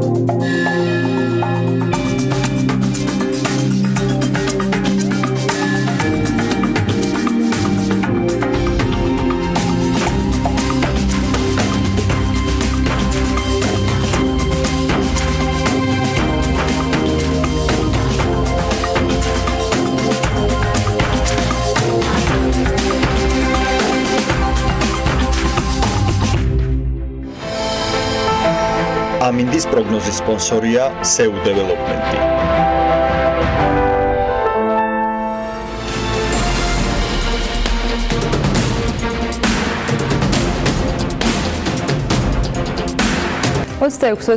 aprils Expo Georgia's მეხუთე პავილიონში 23-მე სამშენებლო მასალების და ინტერიერის საერთაშორისო გამოფენა Caucus Build 2018 გაიხსნება. ისტორიაზე გამოცდილებას პავილიონში არც ერთი მიმართულებით რომ არ ურჩევიან საქმიანი დილის მაყურებელს ყოველჯერზე დასტური ალბათ აღარ ჭირდება, მაგრამ მაინც უნდა აღენიშნოს, რომ 23 წლის მანძილზე ამ გამოფენამ ყველაზე ეფექტიანი ინდუსტრიული მოვლენის სტატუსი მოიპოვა და არა მარტო საქართველოში, არამედ მთლიანად კავკასიის რეგიონში. როგორ უნდა წავიდეთ. მოკლედ გამოფენა ორმხრივად დაინტერესებული მხარეების ერთ სივრცეში შეხვედრის იდეალური პლატფორმა გახლავთ ჩემო ბატონო, სამშენებლო მასალების, ტექნიკის, მომსახურების მიმწოდებლებისათვის ხელშეკრულების დასადებად საქართველოსა და კავკასიის რეგიონის კომპანიებთან, დეველოპერებთან, ასევე არქიტექტორებთან, ადგილობრივი და ფედერალური ხელისუფლების წარმომადგენლებთან და შესაბამისად, მოდი ასე ვთქვათ, ინდუსტრიით დაინტერესებულ ყველა და ნებისმიერ მხარესთან. Caucasus Build 2018 წელს 17 ქვეყნის 200-მდე კომპანიას მასპინძლობს და რომ მასპინძლობთ ახლა თინალაღიძეს Expo Georgia's PR-ისა და მედიასთან კომუნიკაციების მენეჯერს, მე მგონი საერთოდ არ იქნება გასაკვირი. თინა დილამშვიდობის. დილამშვიდობის, ძალიან დიდი მადლობა. როგორი იყო? გადასარევი. თავიდანვე დავდებ პირობას, რომ ამ 200 კომპანიის დასახელებას არ მოვიტყო, იმიტომ რომ აქედან გიორგი შემოგვიტოს და მეორე საეთერო ზემოდან, მაგრამ მაინც დღეს ვემზადებით უკვე ფაქტობრივად ბოლო ეტაპებს გადის Expo Georgia ამ გამოფენისათვის. ვინ იქნებიან მთავარი მოქმედი ქვეყნები, ასე ვთქვათ, ამ გამოფენაში წელს ვინ არის განსაკუთრებით აქტიურად გამორჩეული? ძალიან ბევრი ქვეყანა არის წარმოდგენილი, ჩვენი მეგობარი ორგანიზატორი და მხარდამჭერი სოფლიოში წამყვანი გამოფენების ცენტრი ტუიაპი წელს ძალიან ფართოდ წარმოადგენს თურქეთის სამშენებლო სექტორის წარმომადგენლებს, საკმაოდ ბევრი სტენდია და წამყვანი ინოვაციური ტექნოლოგიების წარმომადგენლები არიან ჩამოსულები. აგრეთვე როგორც თქვენ ბრძანეთ 17 ქვეყანა არის ჩამოთვალოთ, რომ ვინმე არ გამოგჩეს, იმიტომ რომ ყველა ამ ქვეყანას გარკვეულ სექტორში აქვს ინოვაცია, წარმატება და წარმოდგენილი აქვს თავისი ახალი ტექნოლოგიები და ეს ქვეყნები არიან, რა თქმა უნდა, საქართველო არის ფართოდ წარმოდგენილი, გერმანია, რუსეთი, ლიტვა, იტალია, სომხეთი, აზერბაიჯანი, თურქეთი, უზბეკეთი, უკრაინა, ირანი, ჩინეთი, საფრანგეთი, ბელორუსია, ნორვეგია და შვეიცარია. ანუ რეგიონს დიდი ხანია გავსწრით და პრინციპში ამაზე კითხვაც თავიდანვე აღარ დავსვი. მაგრამ წელს ვინ არის ახალი? წელს 40 ქვეყანა, ახალი ქვეყანა თითქმის არც ერთი არ არის, იმიტომ რომ 23 წლის განმავლობაში რომელი აუცილებლად ერთხელ მაინც მიუღია მონაწილეობა. წელს 50 ახალი კომპანია იღებს მონაწილეობას, რაც ძალიან სასიამოვნოა და ჩვენი მიზანიც ეს არის, რომ ყველა ამ სექტორის მიმართულებები და დარგები მოუყაროთ თავი ერთ ადგილას და პრინციპში მთავარი მიზანი ამ გამოფენის არის ზუსტად ის, რომ შევქმნათ ეფექტური ქსელი მიწოდების, საიდანაც კომპანიებს ექნებათ ურთიერთსარგებელი. და ძალიან მნიშვნელოვანია ის, რომ ასეთი ტიპის გამოფენები, როგორც არის სამშენებლო გამოფენა, როგორც არის ენერგეტიკის გამოფენა, ორიენტირებულია B2B შეხვედრებზე. ამიტომ გამოფენების ცენტრის ექსპო ჯორჯიას გუნდი ძალიან ესე ზედმიწევნით ამზადებს ამ B2B შეხვედრას. სტრუქტურულად ეს არის მოწყობილი ესე, რომ სხვილი სამშენებლო კომპანიის პარალელურად გამოფენისა თუ ეს რაღაც აუცილებლად პარალელურად გამოფენებისა, ეს არის ჩვენ უკავშირდებით მსხვილი სამშენებლო კომპანიების წარმომადგენლებს, ვუთმობთ მას ბიზნეს ლაუნჯს და ჩვენ მონაწილე კომპანიებს აქვთ საშუალება, რომ ნახევარი საათის შუალედით შეხვდნენ მათ და თავიანთ საურთიერთო გაცვალონ, ყველაფერი მაქსიმალურად კონტრაქტებზე შეთანხმდნენ. ეს შეიძლება ვერასოდეს ვერ გამოგიყოს შენ დრო სხვილი კომპანიის წარმომადგენელმა, მაგრამ ჩვენთან გამოფენაზე გეძლევათ ამის საშუალება. ან თავად კომპანიას არ ქონდეს იმისი უბრალოდ რესურსი, დრო ან საშუალება, რომ ამდენი ქვეყნის, ამდენი სახეობის კომპანიას ერთდროულად შეხვდეს, ერთდროულად ფასები შეადაროს, ლოჯისტიკასთან დაკავშირებული საკითხები გაიაროს და ასე შემდეგ. ძალიან ბევრი მიმართულებით იქნებიან ამ ექსპოზე წარმოდგენილი კომპანიები, გიორგი პრინციპში ახსენა და თითქმის ყველა ჩამოთვალა. პროფილი არის მართლა ძალიან ფართო, რაც კი შეიძლება წარმოვიდგინოთ სახლის მშენებლობის ფუნდამენტის დაწყებიდან ეს დიზაინის, პროექტირების, სახურავის საფარი, ფასადი, მოპირკეთება, გარესამუშაოები, ყველაფერი შედის, ამიტომ არის რომ ექსპო ჯორჯიას ყველა პავილიონი არის დატვირთული ამ გამოფენაზე. მესამე, მეოთხე, მეხუთე, მეექვსე, მე-11 და აგრეთვე გარესივრცე ისეთი დამთვალიერებლი სრულად აიღეს? სრულად აღებულია. მე რამდენადაც მახსოვს ერთ-ერთი ყველაზე მასშტაბურია, ხო? წლის განმავლობაში. სხვილი გამოფენა მაინც კავკასიის ბილდია, ხო? კავკასიის ბილდია ერთ-ერთი, რა თქმა უნდა, აი ყველაზე ისეთი მსხვილი სამი დიდი გამოფენა არის, ეს არის მშენებლობა, ტურიზმი, ვინექსპო. და აი წელს გვემატება ძალიან სერიოზული, სულ სხვა მხარის გამოფენა, ეს არის თბილისის თანამედროვე ხელოვნების ბაზრობა. ტაფი თბილისი art fair, ეს არის ახალი, სწორედ მინდა დავაანონსო ჟურნალისტებისთვის, თქვენი კოლეგებისთვის, რომ დღეს მესამე პავილიონში 2 საათზე გაიმართება პრეს-კონფერენცია. ამასთან დაკავშირებით, რა თქმა უნდა, ადგილზეა სამხატვრო ხელმძღვანელი ტაფის ფრანგი ერიკ შლოსერი, ჩვენი მხარდამჭერები არიან წარმოდგენილი და ყველა ჟურნალისტს და პროდიუსერს, ვისაც აინტერესებს, რომ შემდგომ მაისში გააშუქოს ეს გამოფენა, ამისთვის ეწყობა პრეს-კონფერენცია. თვითონ გამოფენა ჩატარდება მაისში 17-დან 20 რიცხვის ჩათვლით და ძალიან დიდი იმედი გვაქვს, რომ მთლიანად ხელოვნების ბაზრის განვითარებას შეუწყობს. დღევანდელ პრეს-კონფერენციაზე ვთქვით? სწორედ ეს არის დღევანდელი პრეს-კონფერენცია. დღეს არის სწორედ 2 საათზე მესამე პავილიონში პრეს-კონფერენცია. რომ დაუბრუნდეთ სამშენებლო გამოფენა, ძალიან მნიშვნელოვანია ის, რომ კიდევ ორი საინტერესო ლექცია გვაქვს დაგეგმილი 26 აპრილს გახსნის დღეს. ესეც მონაწილეებისათვის თუ სტუმრებისთვის კეთება გასვლაც და სტუმრებისთვისაც ძალიან მნიშვნელოვანი თემა, ეს არის ქვეყნის სივრცის ტერიტორიული დაგეგმარებისა და მის როლზე ქვეყნის სწორი განვითარებისთვის. ჩვენ მე მგონი ახლა რო შევეხმიანოთ მარიამ ადამიას თემას ძალიან შორს ვართ ამ smart ქალაქისგან, იმიტომ რომ ამ ეს სპონტანურმა განვითარებამ და მშენებლობებმა ჯერ ვერ მივედით ჯერ ვერ მივედით. ამიტომ ეკონომიკის სამინისტროს სივრცის დაგეგმარებისა და მშენებლობის პოლიტიკის დეპარტამენტის ხელმძღვანელი ქალბატონი ნინო გვენცაძე ისაუბრებს ამ თემაზე და აგრეთვე ჩვენი სტუმარი იქნება სახელმწიფო ქონების ეროვნული სააგენტოს თავმჯდომარე ქალბატონი ეკატერინე სისაური, რომლის თემა იქნება 50 ქონება შენი სასტუმროსთვის. თემასთან დაკავშირებითაც საქმიანობის მოყოლებას ვფიქრობ ინფორმაციები არ დააკლდება. გამოფენა, ლექციები, B2B შეხვედრები რა მეკრჩება თინა? გვჩება ის, რომ ჩვეულებრივი დამთვალიერებლებისთვის შაბათს 28 აპრილს იქნება გათამაშება, სადაც მოფიქრებულია ესეთი სრული ნაკრები, თუ კი რამე გჭირდება რემონტისთვის, ამ ნაკრებში ეს იქნება ესეთი მნიშვნელოვანი ფასდაკლება, დაწყებული ვთქვათ აბაზანის მოპირკეთებიდან სახლის ყველა სეგმენტი იქნება ფასდაკლებით. ერთი რემონტისთვის შეგიძლია სრული ნაკრები შეიძინა. შეასრულებსაც მოძებნით უკვე მაგათამა. სრულად ყველა ისე რომ აი ეს არის მოსაწვევი მობრძანდით, განსაკუთრებით შაბათს იქნება ეს გათამაშება და გელოდებით. და პრიზებია? პრიზები არის სწორედ ეს ფასდაკლების ბარათი, რომელიც მოგცემთ საშუალებას რემონტი გააკეთოთ ფაქტიურად შეღავათიან ფასად. იმიტომ რაც კი შეიძლება დაგჭირდეთ რემონტის დროს სანამ შეღავათიან ფასად მიიღებენ კონკრეტულ თქვათ პროდუქტს სახლის არემონტად არჩევანსაც გააკეთებენ. მე მგონი biggest event of the industry არის. რაც თავი მახსოვს ეს კავკასიის ბილდი მართლახსნის ტრაფიკის თითქმის ყველა რეკორდს რა. ნამდვილად ასე. მაგრამ ალბათ გვინო და ტურიზმი ბოლო პერიოდში მაგრადაც წამოეწეოდა. სხვათა შორის შარშანდელი წლის მონაცემით ტურიზმ 11.7% ქონდა მთლიან შიდა პროდუქტის ზრდაში, რაც იყო ძალიან მნიშვნელოვანი მაჩვენებელი მშენებლობას გულისხმობ რა თქმა უნდა. არწმუნებული ამ კომპანიებისთვის, რომლებიც მონაწილეები იქნებიან, ძალიან საინტერესო იქნება. ერთი კითხვა დამრჩა მხოლოდ და პრინციპში ჩემგან მეტი აღარ იქნება.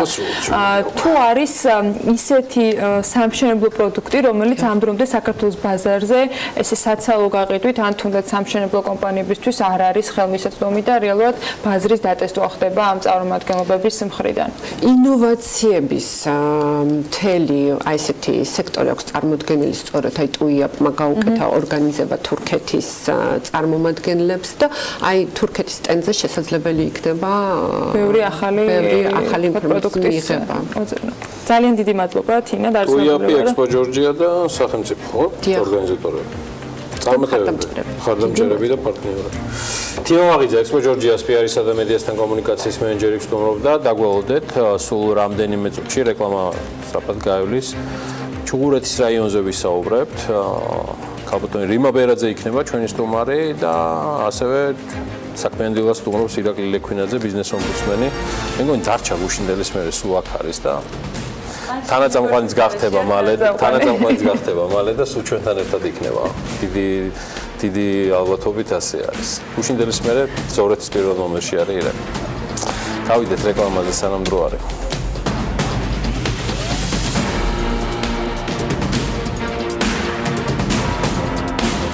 ჩუღურეთის რაიონში დღეს მცირე ბიზნესის ხელშემწყობის სახელმწიფო პროგრამების და ფინანსთა სამინისტროს რეფორმების შესახებ მცირე და საშუალო ბიზნეს მეწარმეთა შეხვედრაა დაგეგმილი.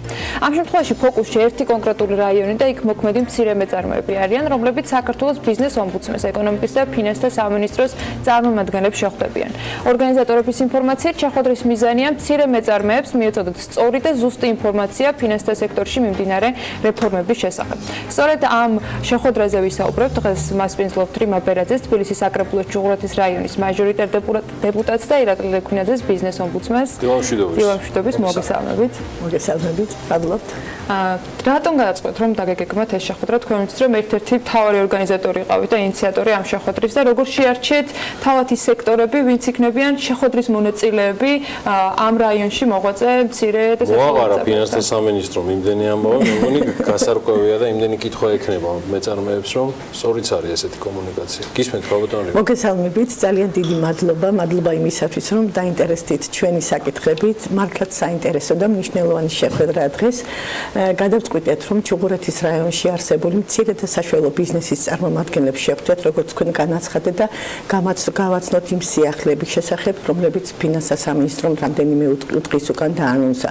მე მინდა გითხრათ, რომ ჩუღურეთის რაიონი დედაქალაქში ერთ-ერთი ძველი რაიონია, თავისი პოტენციალით ის ეკონომიკური განვითარების ძალიან მაღალი მაჩვენებლებით არ გამოირჩევა, მაგრამ აქვს მას რეალური საშუალება იმისათვის, რომ მართლაც გქონდეს ძალიან კარგი ეკონომიური განვითარება, მას შემდეგ რაც ჩვენ 35 მილიონი ქალაქის მმართველობამ ჩადვა აღმაშენებლის ახალი ტიფლისის პროექტის განვითარებაში. მე მინდა გითხრათ, რომ ამ ქუჩამ და ამ რაიონის ამ ნაწილმა მართლაც შეიძინა ახალი სიცოცხლე და მინდა გითხრათ, რომ აქ განვითარდა ძალიან კარგად მცირე და საშუალო ბიზნესი, რადგან მოხდა ინფრასტრუქტურული ობიექტების განვითარება და რეაბილიტაცია. დაახლოებით 70-მდე კაფე-ბარი და მცირე ზომის რესტორანი გაიხსნა. რა თქმა უნდა, შესაბამისად შეიქმნა სამუშაო ადგილი, განვითარდა ეკონომიკა და ყველაზე მთავარი ტურისტებისათვის ეს ქუჩა გახდა ძალზედ მნიშვნელოვანი. ამიტომაც ვფიქრობთ, რომ როცა რამდენიმე დღის უკან დედაქალაქის მერმა ბატონმა კახიკალაძემ დაანონსა, რომ მოხდეს და განვითარდეს ახალი მიმართულება ღამის ეკონომიკა, ვფიქრობთ, რომ აი ზუსტად ღამის ეკონომიკის თვალსაზრისით ჩუღურეთის რაიონი იქნება ერთ-ერთი კარგი რაიონი, სადაც მოხდება ამ კუთხით რეფორმა, მოხდება მცირე და საშუალო ბიზნესის განვითარება.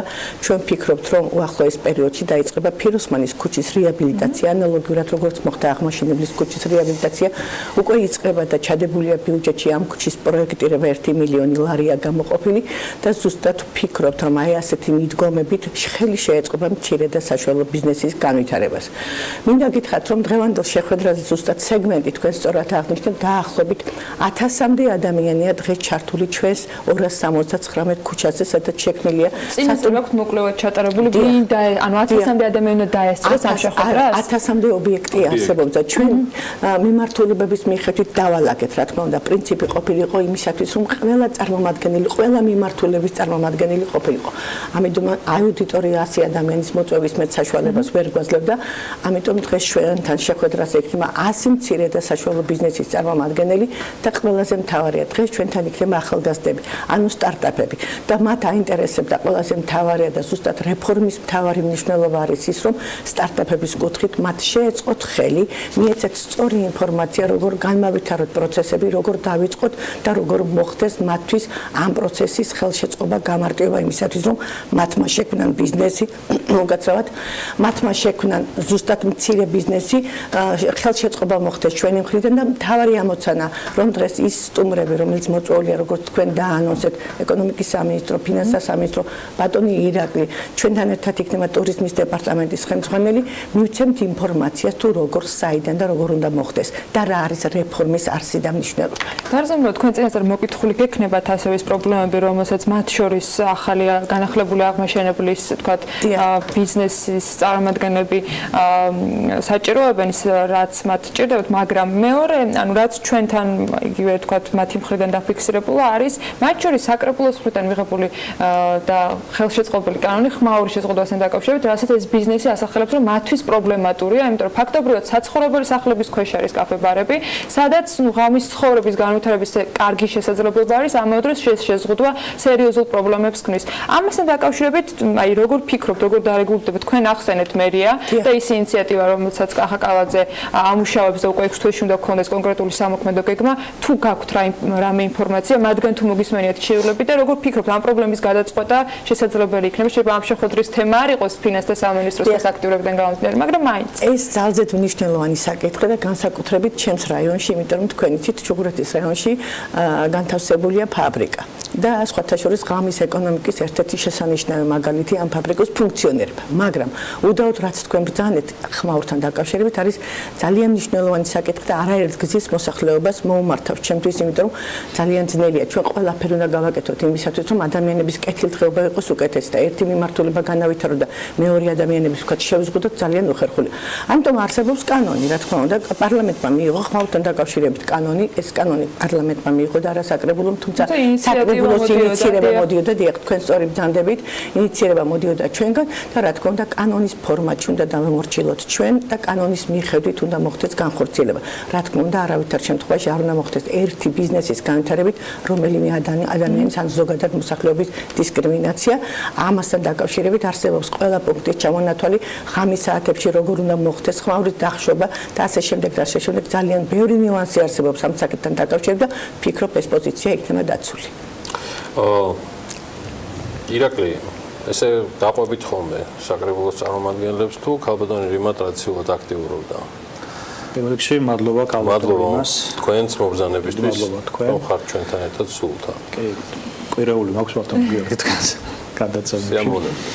და დიდი მადლობა ამისთვის, რომ ყოველთვის აქტიურად ხართ ამ თანამშრომლობაში. ცოტა ესე მაშინ ესეთი კითხვა. გეტყვით პირველ რიგში. ეს ტალღა რაც წამოვიდა ცვლილებების, რამდენად საჭიროებს ესეთ უფრო კონცენტრირებულ ყურადღებას და ახსნას ეკონომიკური გუნდის მხრიდან თქვენგანაც, ნუ თქვენ საერთაშორისო ხართ, ანუ მედიატორის ფუნქციას ასრულებთ, ცნობადობა გაქვთ ყველაფრის. მაგრამ ფაქტია, რომ ძალიან ბევრი კითხვა არის ჩაზუსტებისთვის. და ეს სეგმენტი მცირე და საშუალო თქვენ ვინდა თქვენ კარგად მოგეხსენებათ, ბატონო ირაკლი არის განსაკუთრებულად სენსიტიური. ფაქტიურად ერთი ადამიანის თეატრი არის, თვითონ არიან ბუალტრებიც, დირექტორებიც და შემსრულებლებიც. ძალიან. პირველ რიგში ამ შეხვედრაზე ვართ, იმიტომ რომ დიდი მადლობა ქალბატონს მოწვევისთვის, რომ მცირე ბიზნესი და საშუალო ბიზნესია, სადაც ყოველთვის უფრო მეტი პრობლემატიკაა და უფრო ნაკლები წვდომაა ყოველთვის გადაწყვეტილების მიღებ პირებამდე, რაც არ უჭირს მსხვილ ბიზნესს. ამიტომ გონია, რომ იქნება საკითხები, სადაც შეიძლება ჩვენი როლი იყოს მნიშვნელოვანი და ბუნებრივია ჩვენ ამ ნაწილში იმ შესაძლებლობების შესახებ მოვუყვებით, რაც ჩვენ გავგვაჩნია და ბუნებრივია თუ ვინმე დაჩათვლის მომავალში ან იმ შეხვედრაზე, რომ ჩვენი სერვისი მათთვის იქნება მნიშვნელოვანი, ჩვენ ბუნებრივია ამის შესახებ მათ ვეტყვით. მეორე ის რომ ჩვენთვის ძალიან მნიშვნელოვანია დღეს სხვათა შორის ვაწერთ ხელს მემორანდუმს საავჭრო საბრძოლო პალატასთან და ვიწყებთ შეხვედრას სხვადასხვა რეგიონებში, ალბათ მაისიდან დავიწყებთ, გვინდა რომ ყველა რეგიონში მივიდეთ და პრინციპში ეს ერთ-ერთი პირველი შეხვედრა იქნება, როგორც თბილისის ერთ-ერთი რეგიონია, მაგრამ იქაც სწორედ არის მცირე და საშუალო ბიზნესის მთავარი აქცენტი. ან ჩვენი მიზანია, რომ მცირე და საშუალო ბიზნესმა უფრო მეტი იწოდეს ჩვენ შესახებ, ერთია რომ მიმდინარეობს რეფორმები, მაგრამ ამ რეფორმების მიმდინარეობის პერიოდში არის ბევრი რეგულაცია, ბევრი სიახლე, რომელიც შეიძლება ვიღაცისთვის გარკვეული წუხილი საფუძველი იყოს, შეიძლება რაღაც მისთვის იცვლებოდეს პირობები, ამიტომ მგონია რომ ნებისმიერი ესეთი ტიპის საკითხის შეგროვება ჩვენთვის არის მნიშვნელოვანი. თუ სადმე შეგვიძლია რომ რაღაცნაირად მათი წუხილების გადაწყვეტაში მივიღოთ მონაწილეობა, ჩვენ ამისთვის რეალურად ვსადა ვართ და აი ახსენეთ თქვენ ტურისტული რეგიონია, ძალიან ბევრი ახალი ბიზნესია, კაფეა, ბევრი საკითხი იქნება და დღეს მე მაქვს მოლოდინი, რომ შეიძლება იყოს იქ თემები, რომელიც იყოს შეიძლება დაკავშირებული იგივე მოიხსენება ზაფხული მოდის და გარე პერიმეტრზე ძალიან ბევრი კაფე და ბარი იქნება, ამიტომ მებართვები რომ სწრაფად წავიდეს ამ ნაწილში, იმიტომ რომ არის ხშირად დროსთან დაკავშირებული თემები. ეხმარებოდა ყოველთვის. ძალიან მაგარი იყო City Park-თან დაკავშირებით, მარტო ლიკვიდაზე რომ ძალიან ბევრჯერ არის ეგ შემთხვევები. ძალიან მაგარი. ძალიან ბევრჯერ არის ეგ შემთხვევები, თუმცა პოზიცია ჩვენთვის მნიშვნელოვანია და პოზიციიდან გამომდინარე აბსოლუტურად დავიუდგეთ ამ საკითხს. თუმცა კიდევ ერთხელ ვამბობ, ეხლა ჩემთვის არ არის პრობლემა, რომ მეწარმეს ისიც აუხსნა, მაგალითად რა შეიძლება და რა არ შეიძლება და სად არის ზღვარი, აქ თავარი არის კომუნიკაცია და ამიტომაც ვთვლი რომ დღეს მნიშვნელოვანია ეგ შეხვედრა და სწორი კომუნიკაცია იძლევა შედეგს. მეორე არის აბრეფთან განსხვავებული, თქვათ, კითხვები და პრობლემები ზოგადად თბილისის ერთ-ერთ რაიონში, თუნდაც საქართველოს რეგიონებთან შედარებით, იმ მეწარმეებისგან, რომლებიც ამ შემთხვევაში ჩუღურეთში საქმიანობენ, რამდენად ელოდები ან რამდენად არის ხოლმე თქვენს პრაქტიკაში სწორედ ესეთი განსხვავებული მიდგომები, გასაგებია რომ ყველას თავის მახასიათებელი აქვს რეგიონიდან გამომდინარე, მაგრამ ახსენა რომ აი ეს თუნდაც აი ეს კადრში რაც ჩანს ეს ქუჩა არაერთი ყველაზე აქტიური ქუჩა, ამიტომ მას ექნება თავის სპეციფიკა, ბუნებრივია, ხმაურთან დაკავშირებული, ნებართვებთან დაკავშირებული, აბრებთან დაკავშირებული, ამიტომ თუ ესეთი საკითხები წამოიჭრება, ბუნებრივია, ჩვენ გვაქვს რა თქმა უნდა ამ საკითხებზე ძალიან ბევრი აქტიური კომუნიკაცია იგივე რესტორატორთა ასოციაციასთან, სხვადასხვა გაერთიანებებთან, რომელიც აი მუდმივად ამ კონტაქტზე ვიმყოფებით თბილისის მუნიციპალიტეტსა და ბიზნეს გაერთიანებებს შორის და გვაქვს ეგ საკმაოდ კარგი ინფორმაციის გაცვლა, მათ შორის ზედამხედველობის სამსახურთან, არქიტექტურის სამსახურთან, რომლებიც უშუალოდ შემხებლობაში არიან ესეთი ტიპის გადაწყვეტილებებთან და რა ვიცი, დღესაც თუ ეგეთი საკითხები იქნება, საგადასახადო ნაწილს რაც შეეხება ფინანსთა სამინისტროს აქტიურობის ნაწილები, შემოსავლების სამსახურის საგადასახადო დეპარტამენტის ხელმძღვანელი მობრძანდება ჩვენთან მოვა ეკონომიკის სამინისტროს აწარმოეს საქართველოს პროექტის მენეჯერი, იმიტომ ზუსტად როცა ახალგაზრდები გამოთქვამენ ინტერესს და სურვილს თუ როგორ დაიწყონ ხელშეწყობა, როგორ აქვს სახელმწიფოს, როგორც აქ ითქვა, იქნება რა თქმა უნდა ტურიზმის დეპარტამენტის წარმომადგენელი, იმიტომ ძალიან დიდია ჩუღურეთის რაიონში, რადგან ძველი რაიონია ზოგადად, მოდინება ტურიზმის ამ კუთხით როგორ განავართავთ, როგორ შევხვდეთ, იმიტომ თქვენ იცით რომ წლევანდელ წელს უფრო მეტ ტურისტს ველოდებით ვიდრე გასულ წელს ქონდა, ამიტომ ყველა ამ საკითხთან დაკავშირებით განსაკუთრებით იმ რეფორმასთან დაკავშირებით, სადაც საუბარია რომ იყო ბიუროკრატიული მიდგომა, მაგრამ წელს იქნება ამ ახალი რეფორმით, ახალი შეღავათები, ახალი მიდგომები, აი იქნება ზუსტად ბუღალტრული წარმოება, რომელიც თქვენ ახსენეთ რომ ამ კუთხით დაიხვეწება უფრო პროცესი, ზუსტად ეს აინტერესებს აი ამ ადამიანებს, რადგან როგორც აქ ითქვა ბატონო ირაკლი ბრძანა, კომუნიკაციის პრობლემაა ზოგადად და ყველა კონკრეტულ საკითხთან დაკავშირებით ჩვენ შევეცადოთ რომ ისეთი სტუმრები და მოწვეული მეგობრები ყოფილიყვენ ჩვენთან, რომლებიც მისცემდა ყველა საკითხთან დაკავშირებით კონკრეტულ ინფორმაციას. მეც ძალიან მაინტერესებს თუ რა პრობლემებით, რა საკითხებით არიან ისინი დაინტერესებული და როგორ წარიმართება ჩვენი დღევანდელი შეხვედრა. მაგრამ მათ ყველაზე მეტად ზოგადად საინფორმაციო ტელევიზიის საშუალებით, როცა გაჟღერებულია რომ ფინანსთა სამინისტრო იწყებს რეფორმას, ყველაზე მეტად ეს რეფორმის მნიშვნელობა და მათთან როგორ მივა ეს რეფორმა, როგორ ხელშეწყობა ექნება, მათ ექნებათ თუ არა მართლაც რეალური ხელშეწყობა ამ რეფორმის განხორციელებით და მცირე და საშუალო ბიზნესის, სადაც როგორც თქვენ ვძანეთ, არის ძალიან ბევრი ბიუროკრატიული ფორმა ისეთი, რომლებიც აი თქვათ იგივე აღმაშენებლის გამზირზე მე ძალიან ხშირად ჩავეულ ვარ იმისათვის, რომ მათ თქვათ იგივე მიმდებარე ტერიტორიაზე მისცემოდა საშუალება ღია ტიპის კაფის განთავსების, ასე შემდეგ ძალიან ბევრი საკითხებია, სადაც ჩვენი ჩარევის შედეგად მათ ხელშეწყობა და დახმარება გამოჩენია ჩვენი სახით. ზუსტად ჩვენი მთავარი ამოცანაა დღეს, რომ აი სახელმწიფოს მიერ განხორციელებული ეს რეფორმა მივიდეს მათთან და ჩვენ ვიყოთ ხიდი მცირე ბიზნესსა და სახელმწიფოს შორის.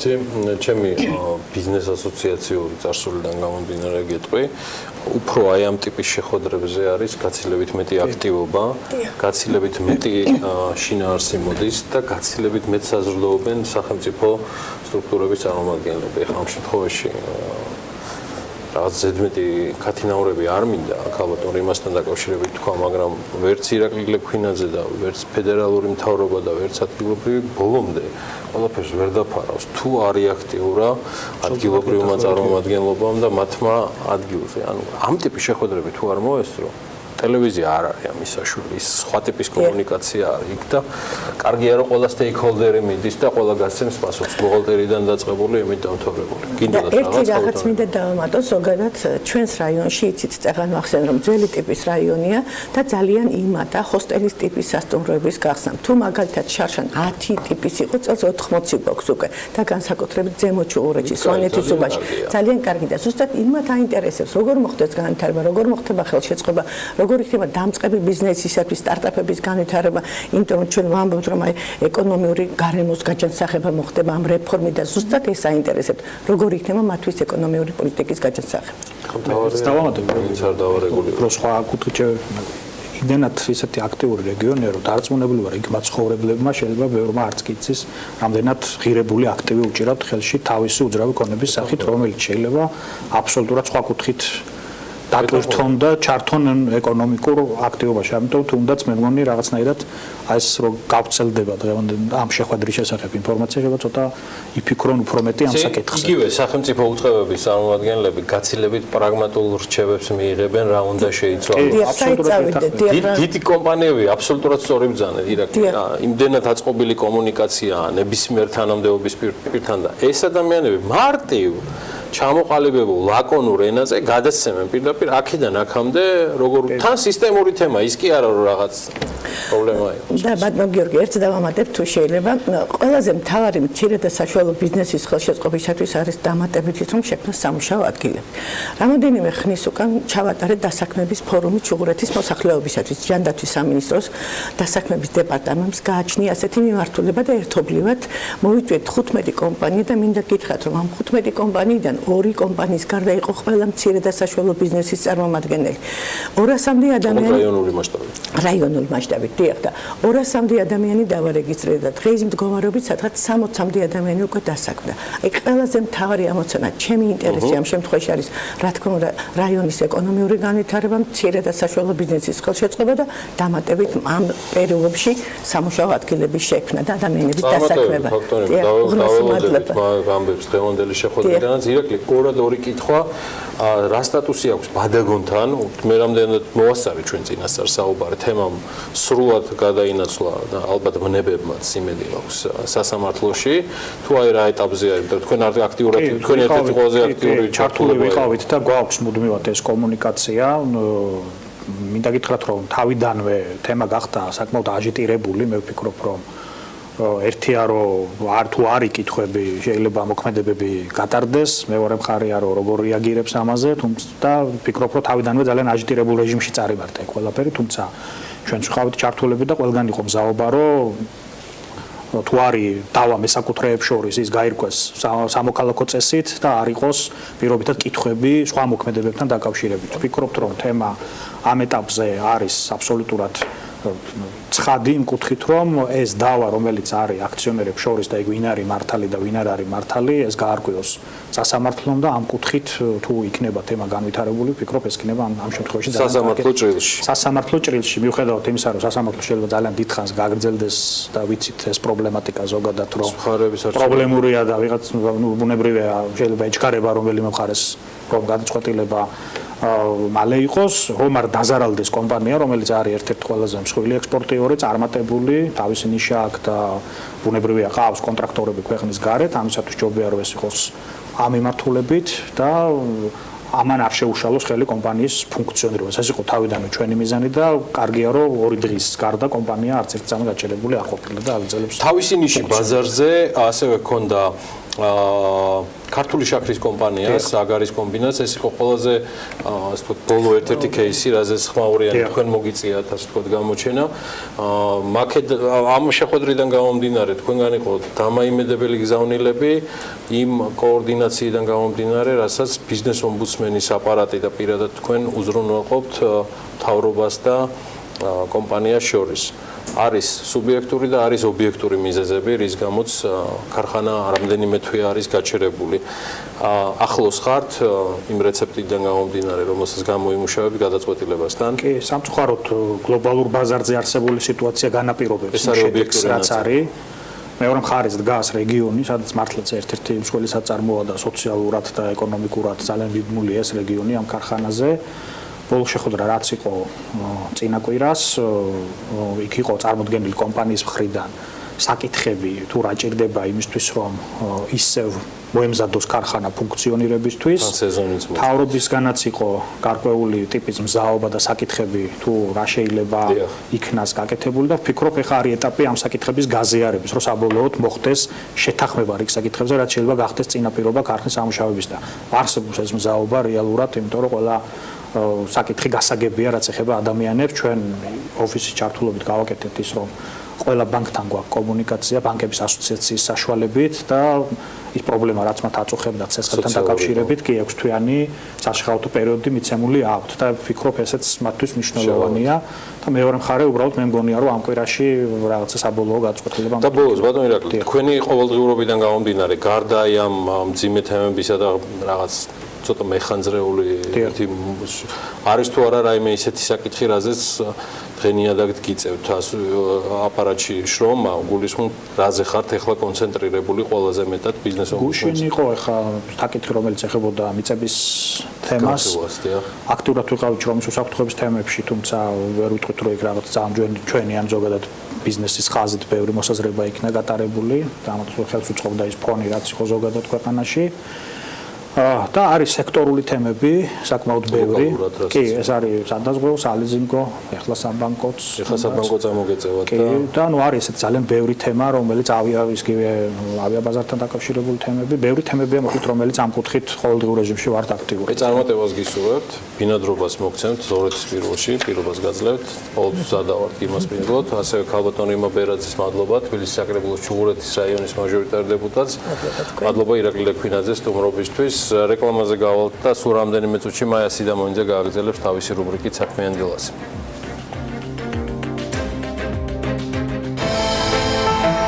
ამინდის პროგნოზის სპონსორია SEU დეველოპმენტი.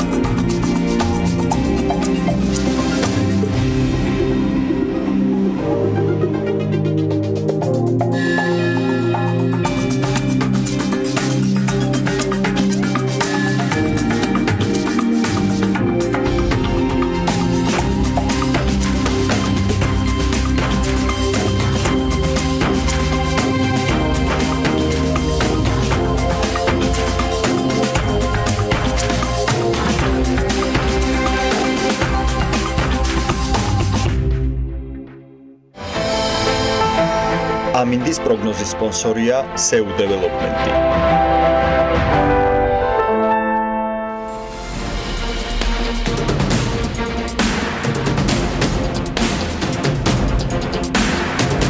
ახლა მაია სიდამონიძესთან ერთად ვაგრძელებთ საქმიან დილას. ტურიზმისა და მასპინძლობის ინდუსტრიაში მოღვაწე კომპანიებისა და პროფესიული საგანმანათლებლო დაწესებულებების თანამშრომლობის განვითარების ჩატარებული კვლევის შედეგებს გაგვესწრებს დღეს სტუმრებთან ერთად.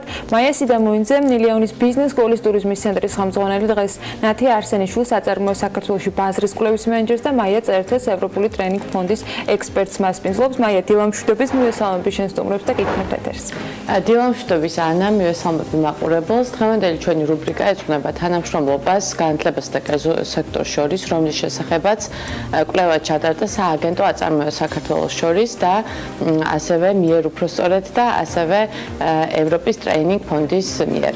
დღევანდელი ჩვენი სტუმრები ქალბატონი მაია წერეთელი და ნათია არსენიშვილი უფრო დეტალურად მოგვითხრობენ ამ კვლევის შესახებ და პირველი ჩემი კითხვა იქნება ნათია თქვენთან, რა იყო ამ კვლევის მიზანი და რა ასე ვთქვათ მოსალოდნელ შედეგებს ელით მომავალში? მოგესალმებით, მისალმებით მაყურებელს. ზოგადად ჩვენი სააგენტო აწარმოო საქართველოში ცდილობს, რომ დაგეგმილი აქტივობებით ხელი შეუწყოს ბიზნესის განვითარებას საქართველოში. კონკრეტული აქტივობა ემსახურებოდა მიზანს, რომ განგვეხორციელებინა იმ ორი სექტორის დაკავშირება, რომელიც არის ბიზნესი, ერთის მხრიდან მეორე საგანმანათლებლო სექტორი.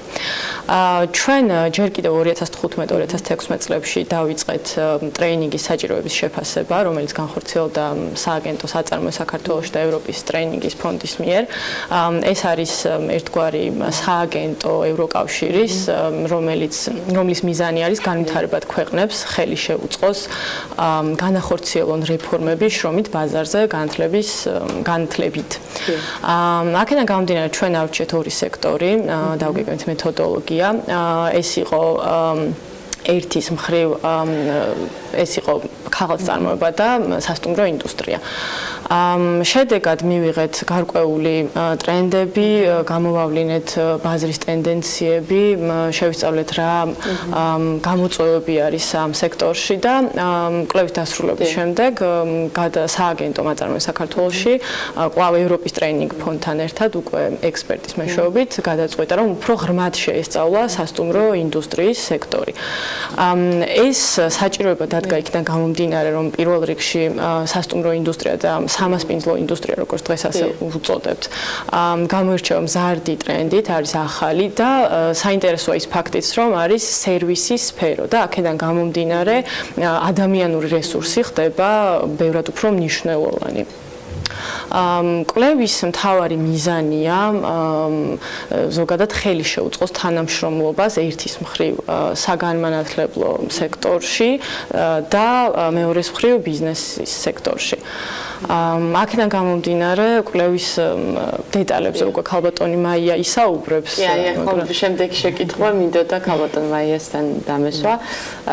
რეალურად ვიცით რომ სასტუმრო ინდუსტრია ერთ-ერთი ყველაზე მზარდი ინდუსტრია არის დღეს საქართველოში, ალბათ შემდეგი 2 წლის განმავლობაში ორმაგდება ოთახების რაოდენობა მარტო ჯერ თბილისში, თუმცა არსებობს პრობლემები გარკვეულწილად, რომელიც მომსახურების ხარისხის ეხება, კადრების ეხება, რა გამოიკვეთა კონკრეტულად ამ კვლევის პროცესში და შედეგების მიმართულებით. ზოგადად გეთანხმებით დარგის განვითარებისთვის უმნიშვნელოვანესია კადრების საკმაოდ მაღალი მომზადების დონე. შესაბამისად ის სასტუმროები, რომლებიც ამ ეტაპზე იხსნებიან ან მომავალში გაიხსნებიან, უმნიშვნელოვანეს ყურადღებას უთმობენ კვალიფიციური კადრების მოძიებას. ამ ეტაპზე ბაზარზე გარკვეული რაოდენობა კადრების მზადდება, თუმცა უმნიშვნელოვანესია განხორციელდეს პროფესიულ და განათლების სფეროს შორის თანამშრომლობა, კიდევ უფრო უკეთესი თანამშრომლობა, რათა მათ ერთმანეთის საჭიროებები სწორად გააცნობიერონ და შესაბამისად მოხდეს კადრების მომზადება. გარკვეული საჭიროებები გამოიკვეთა. ამაზე რამოდენიმეჯერ უკვე ვისაუბრეთ. განსაკუთრებული ყურადღება ექცევა მომსახურების სფეროს უნარჩვევებს, უცხო ენის ცოდნას, პროფესიულ უნარებს, გარდა თეორიული ცოდნისა, პროფესიულ უნარებს და კომუნიკაციის უნარებს, რაც ზოგადად სტუმრებთან ურთიერთობისას უმნიშვნელოვანესია. მე როგორც ვიცი, ორი მიმართულებით ჩატარდა, ანუ ორ ნაწილად იყოფა კვლევა, ერთ-ერთი იყო კონკრეტულად პროფესიულ სასწავლებლებს, რაც ეხებათ ან პროგრამულად რა პრობლემები არის, რეალურად რა ძირითადი განათლების კუთხით რა პრობლემები გამოიკვეთა. ჩვენ ვიცით კერძო სექტორს რა უნარები ჭირდება და არ აქვს აკლია, მაგრამ ასე ვთქვათ განათლების პროვაიდერების კუთხით რა შეიძლება გაკეთდეს. პროექტი ზოგადად მიზნად ისახავდა გაერკვია რამდენად წარმოდგენილია ის უნარი მოთხოვნილებების სასწავლო პროგრამების სახით, რასაც დამსაქმებლები მოითხოვენ. გარკვეულ შემთხვევაში ჩვენ პარადოქსულ სიტუაციაში აღმოჩნდით, როდესაც ყველა ის აუცილებელი თეორიული ცოდნა, რასაც პროფესიულ დამსაქმებლები მოითხოვენ, სასწავლო პროგრამებში ასახულია და საქმე ეხება უკვე რამდენად ხარისხიანად და ჯეროვნად ხდება ამ პროგრამების ათვისება. შესაბამისად, დარგის გაუმჯობესებისთვის უმნიშვნელოვანესი იქნება პედაგოგების დამატებითი გადამზადება. სახელმძღვანელოების ნაკლებობა არის ერთ-ერთი უმთავრესი ფაქტორი. ქართულ ენაზე პროფესიული სახელმძღვანელოების ნაკლებობა. ასევე გამოიკვეთა ზოგადად ტურიზმის მიმართულებით და სასწავლებლების, ვინაიდან ჩვენ შემთხვევაში ხშირად გვაქვს სიტუაცია, როდესაც განსაკუთრებით რეგიონებში პროფესიულ სასწავლებლები მრავალდარგოვანია და არა მხოლოდ ტურიზმს ამზადებს. შესაბამისად, უმნიშვნელოვანესია ტურიზმისათვის მიძღვნილი სასწავლებლების რაოდენობა გაიზარდოს და მთელი რიგი სხვა საკითხები, რომლებიც ისევ ხარისხის გაუმჯობესებას ეხება. და რომელი რგოლები, ვინაიდან ცოტა კომპლექსური თემა არის, რა თქვენ მიპასუხეთ, რა რგოლები გამოიკვეთა უფრო რომელთა თანამშრომლობაც არის მნიშვნელოვანი ეგრეთ წოდებული სტეიქჰოლდერები ამ მიმართულებით. ზოგადად კვლევის მიზანიც იქიდან დავიწყებ ის იყო, რომ ჩვენთვის მნიშვნელოვანია ეს ფრაგმენტები ვაქციორთ ერთ მთლიანობად, ანუ ყველა ის ჯაჭვი, მთლიანი ჯაჭვი და ყველა ის რგოლი მოვიყვანოთ ერთ მთლიანობაში. აქედან გამომდინარე ყველა ამ რგოლის და ასე ვთქვათ სტეიქჰოლდერების, ჩართული მხარეების თანამონაწილეობა არის მნიშვნელოვანი, რადგან მათი ასე ვთქვათ ანუ ყველა მხარე მათი თანამშრომლობისთვის ყველა მხარე არის აპირებს თუ არა როგორც ინიციატორი და ერთ-ერთი თანამონაწილე ამ კვლევის გარკვეული მედიატორის როლი შეასრულოთ მომავალში თუნდაც განათლებასა და კერძო სექტორს შორის. ფაქტიურად ეს უკვე იყო წინ გადადგმული ნაბიჯი იმისთვის, რომ მედიაცია მომხდარიყო. შემდგომში რაც შეეხება დაგეგმილ აქტივობებს, რასაც სააგენტო აწარმოებს საქართველოში აპირებს, რაც საკვირველია გათვალისწინებული იქნება ყველა ეს ასპექტი და აქედან გამომდინარე იქნება მიღებული გადაწყვეტილება. მაია, თქვენ კვლევის პროცესში ალბათ ბევრ დეტალს გაეცანით, თუმცა კვლევის შედეგებიდან გამომდინარე, როგორ ფიქრობთ, რა ნაბიჯები უნდა გადავდგათ, თუნდაც განათლების სფერომ, უმაღლესი და პროფესიული სწავლების კუთხით, კერძო სექტორმა და ასევე საჯარო სექტორმაც. მნიშვნელოვანია თანამშრომლობის ხელშეწყობა, თუმცა პირველი რიგის ამოცანა, რაც ასევე ტურიზმის სტრატეგიაშიც გაჟღერდა თავის დროზე, იყო სახელმძღვანელოების ქართულ ენაზე მომზადება. ამისათვის აუცილებელი არ არის ჯგუფმა იმუშაოს ახალი სახელმძღვანელოების შექმნაზე, უკვე არსებული ამ დარგისთვის საკმაოდ აპრობირებული მასალები შესაძლებელია ქართულ ენაზე ითარგმნოს, ადგილობრივ კონტექსტს მოერგოს და გამოყენებადი გახდეს როგორც პროფესიული, ასევე უმაღლესი სასწავლებლებისთვის. ასევე მნიშვნელოვანი ყურადღება უნდა დაეთმოს ამ სექტორში მომუშავე პროფესიონალების არაფორმალური განათლების აღიარებას, რაც მნიშვნელოვანია იმ ადამიანებისთვის, რომლებიც წლების განმავლობაში მუშაობენ ამა თუ იმ პოზიციაზე. დეტალურად გავშალოთ არაფორმალური განათლება, რაც ნიშნავს ალბათ მაყურებელს ეს გარკვეულწილად ეხციებია. აქ საუბარია, როდესაც ესა თუ ის პიროვნება ტურიზმის სფეროში სხვადასხვა პროფესიის მიხედვით მუშაობს წლების განმავლობაში და არ აქვს აკადემიური განათლება მიღებული, მაგრამ აქვს საკმაოდ ისეთი სერიოზული ცოდნა და გამოცდილება დაგროვილი, რისი ფორმალურად აღიარება შესაძლებელია მოხდეს ტესტირების ან გამოცდის საფუძველზე, ან არსებობდეს გარკვეული კომისია, რამდენადაც ვიცი განათლების სამინისტრო ამ მიმართულებაზე მუშაობს, რაც მოახდენდა დარგის პროფესიონალების სერიოზულ წახალისებას, იმიტომ ჩვენ გვყავს ადამიანები, რომლებიც შებზარეულად მუშაობენ, არიან საკმაოდ გამოცდილები, ასწავლიან სხვებს და თაობებს ზრდიან, მაგრამ არა აქვთ არაფერი განათლების დამადასტურებელი დოკუმენტი, რაც მათი განათლების აღიარებას მოახდენდა. თუმცა არაფორმალური განათლების, ასე ვთქვათ, დოკუმენტალურად დადასტურების ის არსებობს პრეცედენტები სხვა ქვეყნებში. რა თქმა უნდა, არსებობს, ამისათვის არსებობს გარკვეული კომისია, რომელიც მათ მხოლოდ გამოცდის საფუძველზე ბუნებრივია ჩვენ ვერ დავიწყებთ შებზარეულის თავიდან სწავლებას, რისიც მან უკვე იცის, მხოლოდ თეორიულ მცირე ზომის გამოცდას ჩააბარებს ან ტესტირებას მოახდენს და მიიღებს ადეკვატურ განათლების დამადასტურებელ დოკუმენტს, რაც მოახდენდა ამ სფეროში არსებული კადრების სერიოზულ წახალისებას. გარდა ამისა, საუბარია ისეთი პროფესიების წარმოჩენაზე, მედია პროგრამების და სხვა სარეკლამო რგოლების საშუალებით, ჩვენ საკმაოდ წინ წავიწიეთ კულინარიის მიმართულებით, მზარეულობა საკმაოდ პოპულარული გახდა, ბრენდ შეფები გაჩნდნენ საქართველოში და სასურველი იქნება ასეთივე რეკლამირება მოხდეს სხვა პროფესიების, რომლებიც ამ დარგში წამყვან როლს ასრულებენ.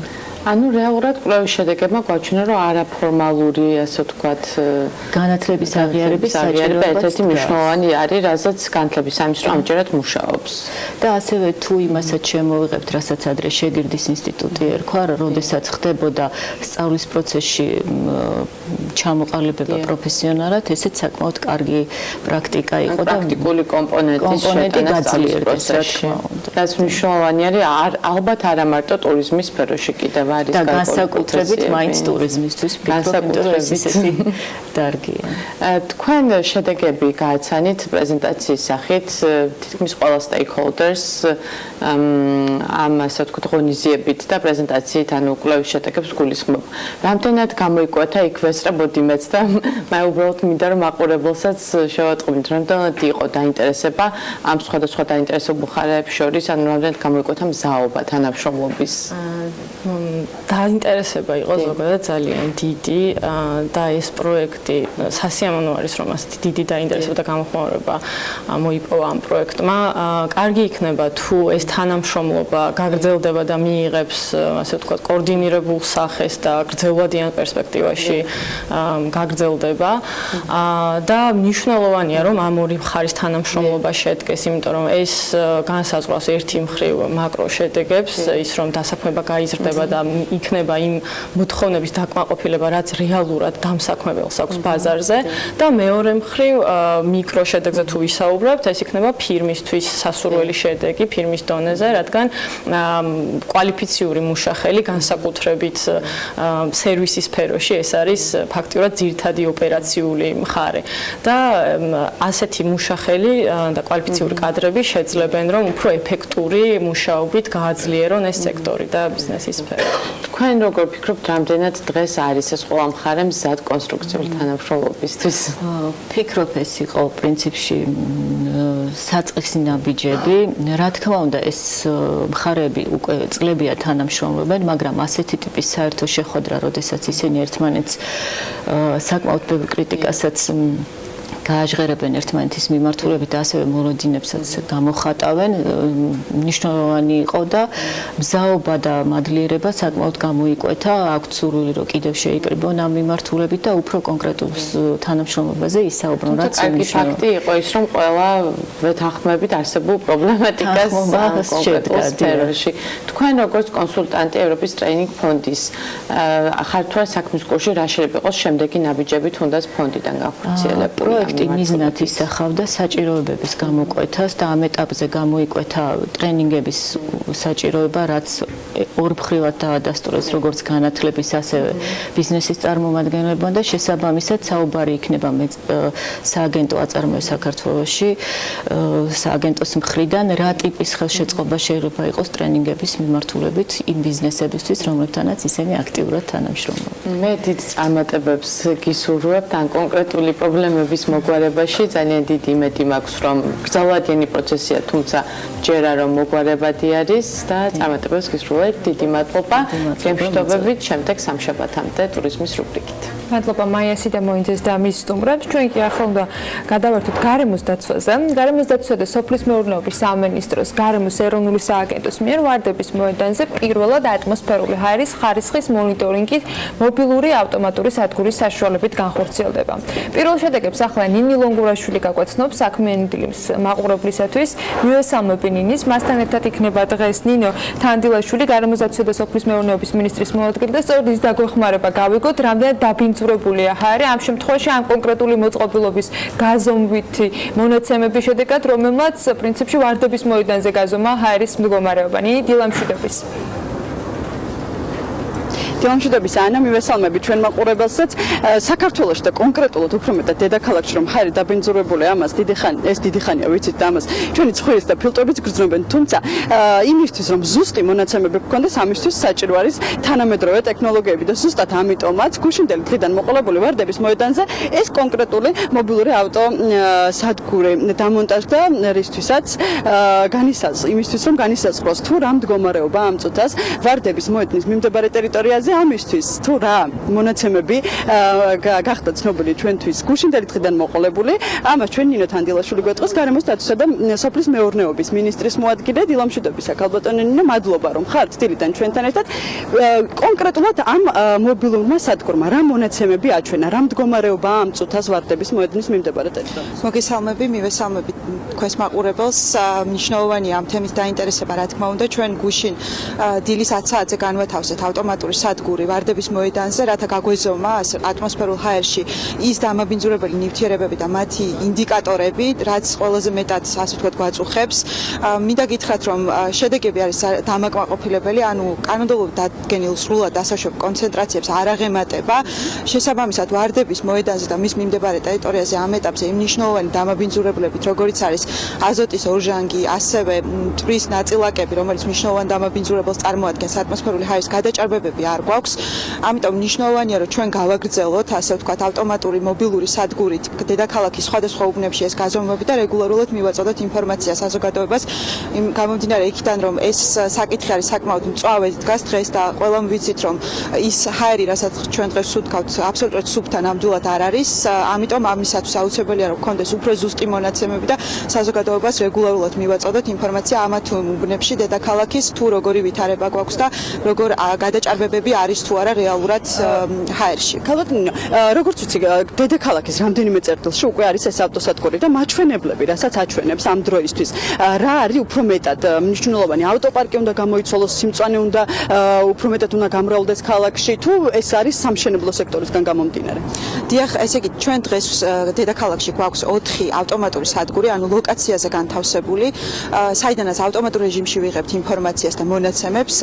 ეს ავტომატური სადგურები, რა თქმა უნდა, ყოველდღიურ რეჟიმში გვაწვდიან ინფორმაციას და გარკვეული გადაჭარბებები, მაგალითად წერეთლის გამზირზე არის, რაც შეეხება თუ რა ღონისძიებები უნდა გატარდეს და საიდან გამომდინარეა. პირველ ყოვლისა ეს არის, რა თქმა უნდა, ტექნიკური დათვალიერება ავტომობილების, ასევე აუცილებელი ავტოპარკის განახლება ქალაქში და მწვანე საფარის ზრდა მატება და მნიშვნელოვანია სამშენებლო სექტორის მკაცრად რეგულირება, იმიტომ რომ ჩვენ ხშირად გვინახავს ხოლმე, როდესაც მშენებლობისას საკმაოდ მრავლად იფრქვევა ჰაერში მტვერი, რაც ასევე დაბინძურების ერთ-ერთი წყაროა და ეს არის მნიშვნელოვანი, რომ ასეთი ტიპის მშენებლობები კონტროლდებოდეს მკაცრად და ეს ბადე, რომელიც იცავს რეალურად ჰაერში მტვრის გაფრქვევას, ყოველთვის გქონდეს ხოლმე სამშენებლო კომპანიას ნებისმიერი მშენებლობის განხორციელებისას.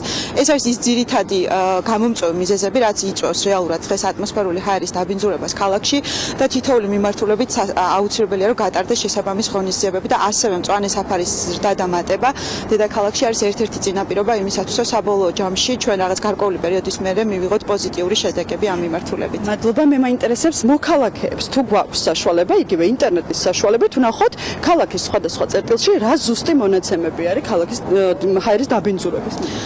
ნამდვილად მოქალაქეებს გარემოს დაცვის და სოფლის მეურნეობის სამინისტროს გარემოს ეროვნული სააგენტოს ვებგვერდზე შეუძლიათ რომ ნახონ ყოველდღიური ინფორმაცია ატმოსფერული ჰაერის ხარისხობრივი მდგომარეობის შესახებ, სადაც ჩვენ ვაქვეყნებთ ბიულეტენებს და აქ მოცემული არის ზუსტი ინფორმაცია თვითოეული ნივთიერების როგორი გადაჭარბება გვაქვს, რა კონცენტრაციებია ატმოსფერულ ჰაერში და როგორი არის დაბინძურების ხარისხი, ასე რომ საზოგადოებას შემიძლია ვუთხრა, რომ ანუ ეწვიეთ გარემოს ეროვნული სააგენტოს ვებგვერდს და მიიღეთ ის გარემოს დაცვითი ინფორმაცია, რაც აუცილებელი არის იმისათვის, რომ ვიცოდეთ ზუსტი მონაცემები ჰაერის მდგომარეობის შესახებ. დიდი მადლობა.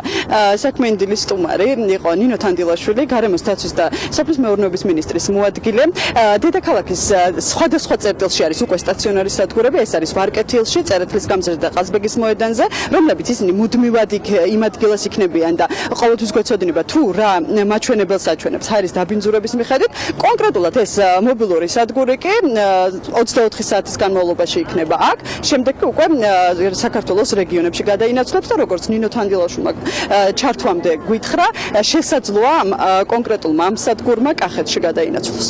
მადლობა ნინის, თუმცა სანამ დავამშვიდობები, კიდევ ერთხელ მინდა დავაზუსტებინო ვარდების მოედანზე არსებული მდგომარეობის შესახებ ინფორმაცია, რა აჩვენა ჯამში 24 საათიანი მონიტორინგის შემდეგ თავად ამ სადგურმა, რა ვითარება ჰაერის შემცველობის მიმართულებით ვარდების მოედანზე.